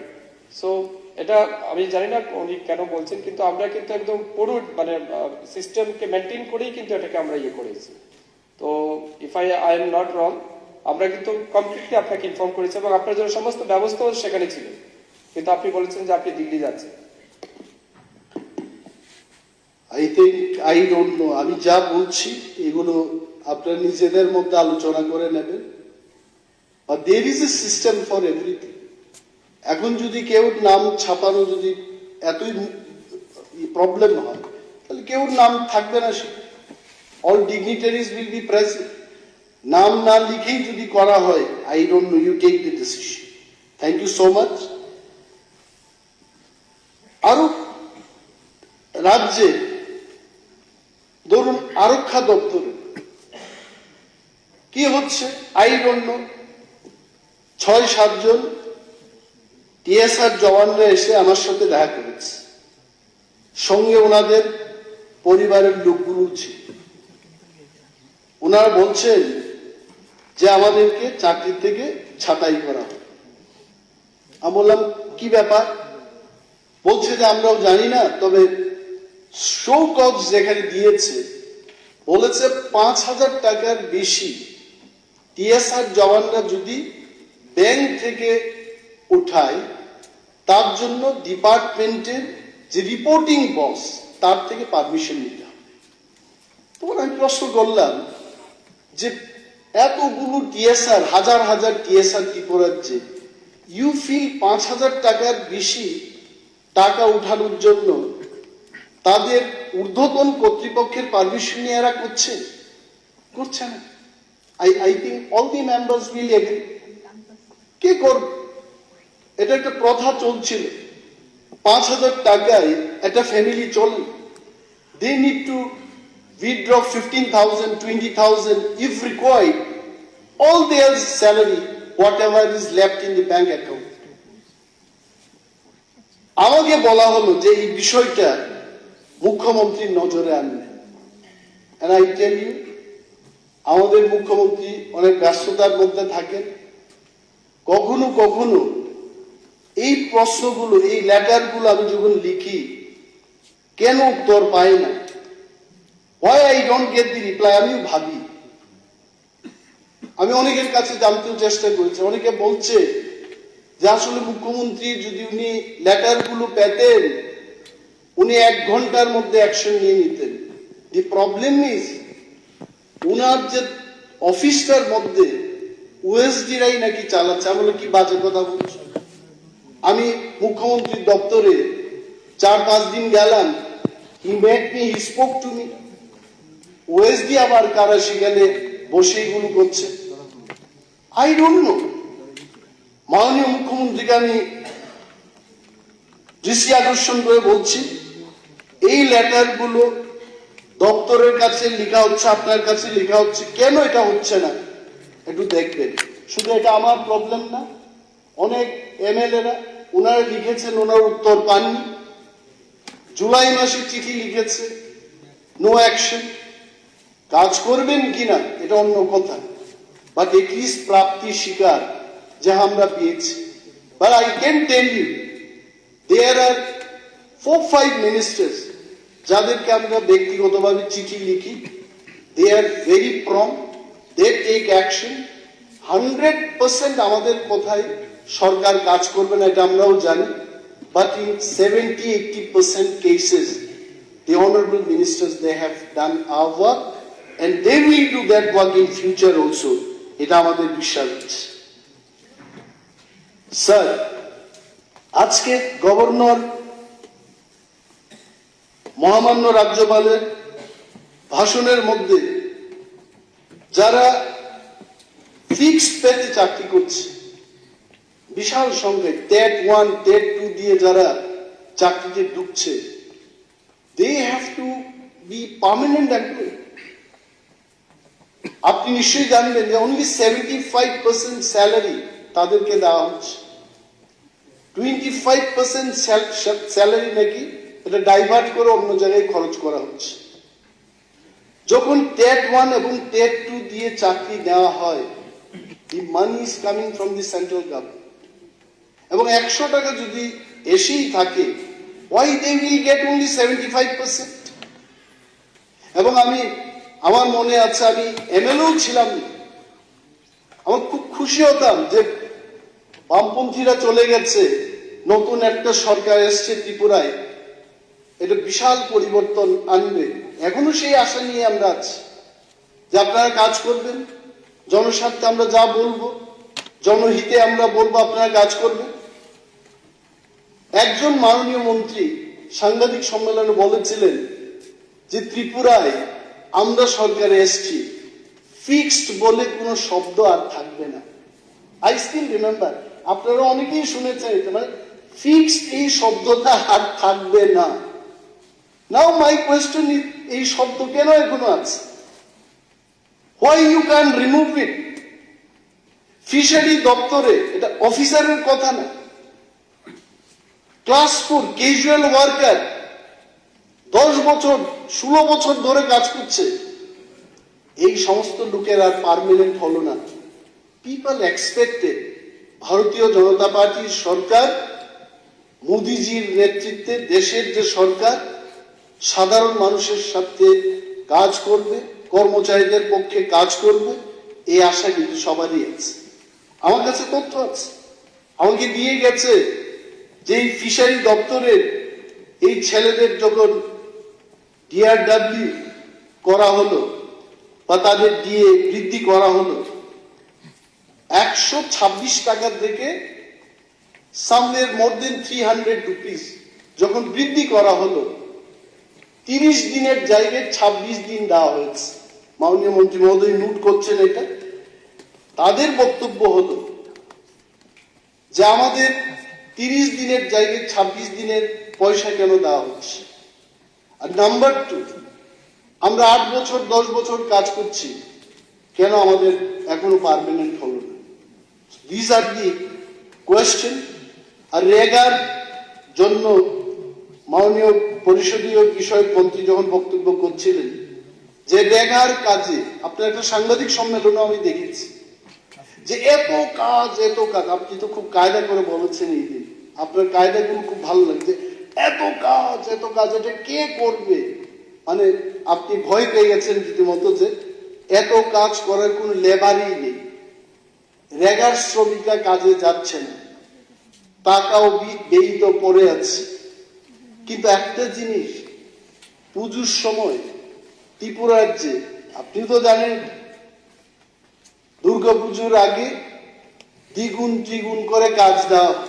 এবার কি হয়েছে, কাজ করু, লক্ষ্মী পূজার করু রেগার কর্মীরা নাথিং ব্যাকওয়ার্ড। রেগা শ্রমিক ছাড়াও যারা রেগা নিয়ে যারা কাজ করছে, রেগা মাস্টার, ক্লার্ক, যারা রেগা ডিপার্টমেন্টে, যারা এমজিএন রেক্সে কাজ করছে, তাদেরও কিন্তু 5 তারিখ নাগাদ বেতন হবে, তাদেরও হচ্ছে না।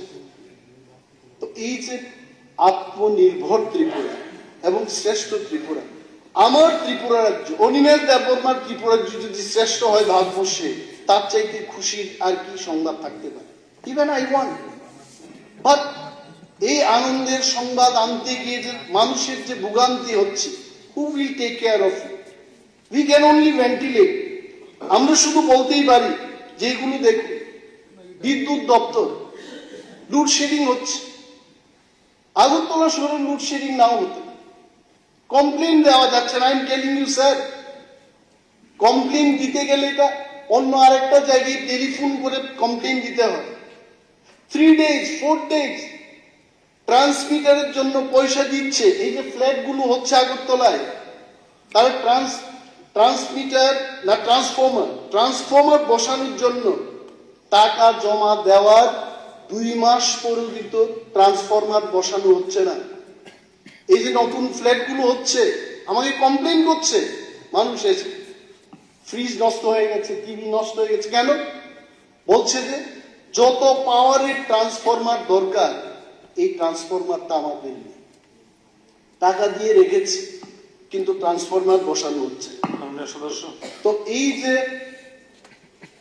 give me 2 more minutes, I just conclude. আমাকে বলবেন, আশা করি 72 ঘন্টা লাগবে না। আমি জানি না কে এরকম ভাবে ট্রান্সফরমার টাকা দিয়েছে মাসের পর মাস, তাহলে তো I will take action against the officials. Don't worry. Thank you sir. এই তো অ্যাকশন। নাও কৃষি দপ্তরের কথা বলছি। আপনার অনেক ব্লকে কৃষি দপ্তরে যারা এসে, সুপারিনটেন্ডেন্ট অফ এগ্রিকালচার এবং agri officer, most of the agri officers are promotee officers, যারা নিচের স্তর থেকে প্রমোশন পেয়ে এগ্রি অফিসার হয়েছে। আজকে ত্রিপুরার যে কতগুলো অর্চার্ড আছে, এডিসিতে আমি যখন ছিলাম 17 অর্চার্ডস ওয়ের আন্ডার এডিসি। এই অর্চার্ড গুলো পড়ে আছে কেন? আমি অনেক দিন ভাবি কেন এটা হচ্ছে, why this orchards are not being used. তার কারণ হচ্ছে শিক্ষিত যারা এমএসসি, বিএসসি এগ্রিকালচার, পিএইচডি করে যারা চাকরিতে ঢুকেছে, তাদের যদি সেই দায়িত্ব না দেওয়া হয়, how this promotee officers will do the research? ত্রিপুরার যে একসময় এগ্রিকালচার ডিপার্টমেন্টে গবেষণা করার একটা হিড়িক ছিল, অনেক আমাদের এগ্রি অফিসাররা চাকরি করতে করতে পিএইচডি পেয়েছে, আজকে সেগুলো বন্ধ। ওয়াই? আই এম শিওর শ্রেষ্ঠ ত্রিপুরা রাজ্যে মন্ত্রী মহোদয়গণ, অনারেবল চিফ মিনিস্টার, আপনারা সবাই আলুর মধ্যেও যে অন্ধকার আছে, এই ব্যাপারটা আপনারা একটু দেখবেন। এবং শেষের দিকে আমি মিউজিক কলেজের ছাত্রছাত্রীরা এসে বলেছে যে স্যার, আমাদের তো আর কোনো উপায় নেই, রাজ্যের প্রতিটি স্কুলে CBSE, what is the guideline of CBSE? CBSE বলেছে মিউজিক টিচার প্রতিটি স্কুলেই করা উচিত, দেওয়া উচিত। But we have not taken. Bearing 12-14 schools in Tripura, মিউজিকের টিচার নেই। হাজার হাজার মিউজিক নিয়ে আমাদের ছাত্রছাত্রীরা ডিগ্রি লাভ করেছে, তাদের যেন এই চাকরির ব্যবস্থা হয় বা স্কুলগুলোতে মিউজিক শেখার ব্যবস্থা হয়, সেইগুলোকে আপনারা একটু নজর দেবেন। আর একটা ফিশারি ডিপার্টমেন্টে একটা তথ্য আমার কাছে সন্দেহ মনে হলো, মাননীয় মন্ত্রী মহোদয়গণ যখন বক্তব্য করবেন তখন দেখবেন 63 একটা জায়গায় তথ্য দিয়েছে 63, মোর দেন 63,000 মৎস্য চাষী ত্রিপুরায় আছে। তখন আমি ভাবলাম যে একজন মৎস্য চাষীর কাছে যদি একটা করে পুকুর বা লেক থাকে, তাহলে 63,000-এর বেশি লেক থাকবে ত্রিপুরায়। আছে? I don't think. এটাকে যারা জাল দিয়ে মাছ ধরে তাদেরকেও কাউন্ট করে এটা লিখেছে, আই ডোন্ট। আরো একটা জিনিস আমি ক্যালকুলেট করলাম, if 63,000 fishermen, not fishermen, মাছ যারা চাষ করে তারা দৈনিক যদি 2 কিলো মাছ বিক্রি করে, ত্রিপুরা রাজ্যে 1,20,000 কিলো প্রত্যেক দিন মাছ বিক্রি হবে। 10 জন করে যদি খায় 12 লক্ষ মানুষ মাছ খেতে পারে। তারপরেও কেন ত্রিপুরা রাজ্যে বাইরের থেকে মাছের আমদানি হচ্ছে? আর মাছের যে দাম ত্রিপুরায়, I have compared the rate of fish, কারণ মাছ হলো ত্রিপুরার প্রধান খাদ্য। আপনারা যাই বলেন, ত্রিপুরা রাজ্যের মানুষের প্রধান খাদ্য হচ্ছে মাছ। মাননীয় সদস্য, এবং কলকাতায় কাতলা মাছের দাম ইট ইজ অনলি 200 রুপিস, আমাদের ত্রিপুরায় 500 টাকা। পাবদা মাছের দাম সেখানে 250 টাকা, আমাদের এখানে 400 টাকা। এই যে ডিফারেন্স গুলো হচ্ছে, সত্যি সত্যি যদি আপনাদের এই দেওয়া তথ্যে যে 66,000 মৎস্য চাষী ত্রিপুরায় যদি থেকে থাকে, আই ডোন্ট থিঙ্ক 63,000 এটা কোথায় পেয়েছেন? দিয়েছে এখানে রাজ্যপালের ভাষণে এটা দিয়েছে। এটা সম্ভবত বেনিফিট হয়েছে, বেনিফিট দেওয়া আছে হ্যাঁ, এই চাষিরা যদি করে থাকে, please see all this things. যাই তথ্য আমরা দেব, ব্যাক ক্যালকুলেশনের যদি এগুলো ভুল থাকে এগুলো সংশোধন করবেন এবং সমস্ত মেম্বারদের। Sorry to interrupt you, point of order sir. এখানে যে নাম্বারটা দেওয়া আছে, this is not the actual figure of fish farmer. Actual fish farmer number is 1,98,000 like this.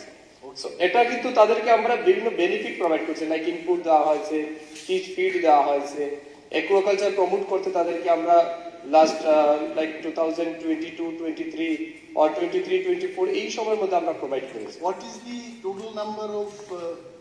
এটা 1,98,000, তবে এটা আমি আপনাকে বলে রাখি আরো বেশি।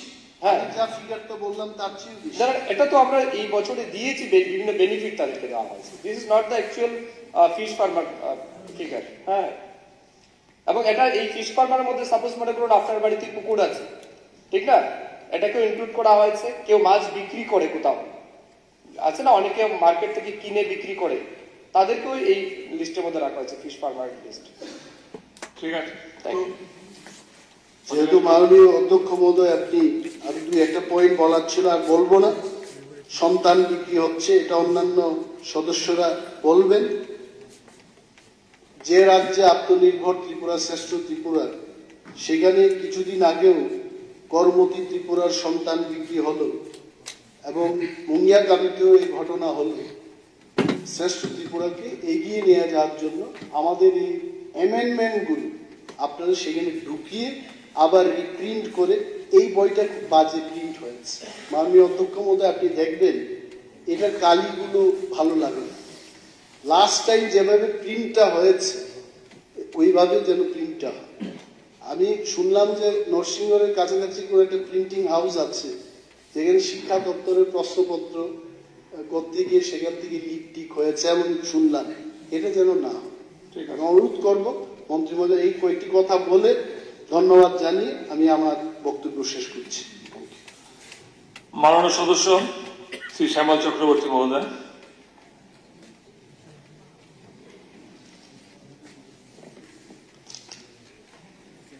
মাননীয় অধ্যক্ষ মহোদয়, গত 5 তারিখে মাননীয় রাজ্যপাল এই বিধানসভায় যে ভাষণ উত্থাপন করেছেন, এটা তো একসাথে তৈরি করা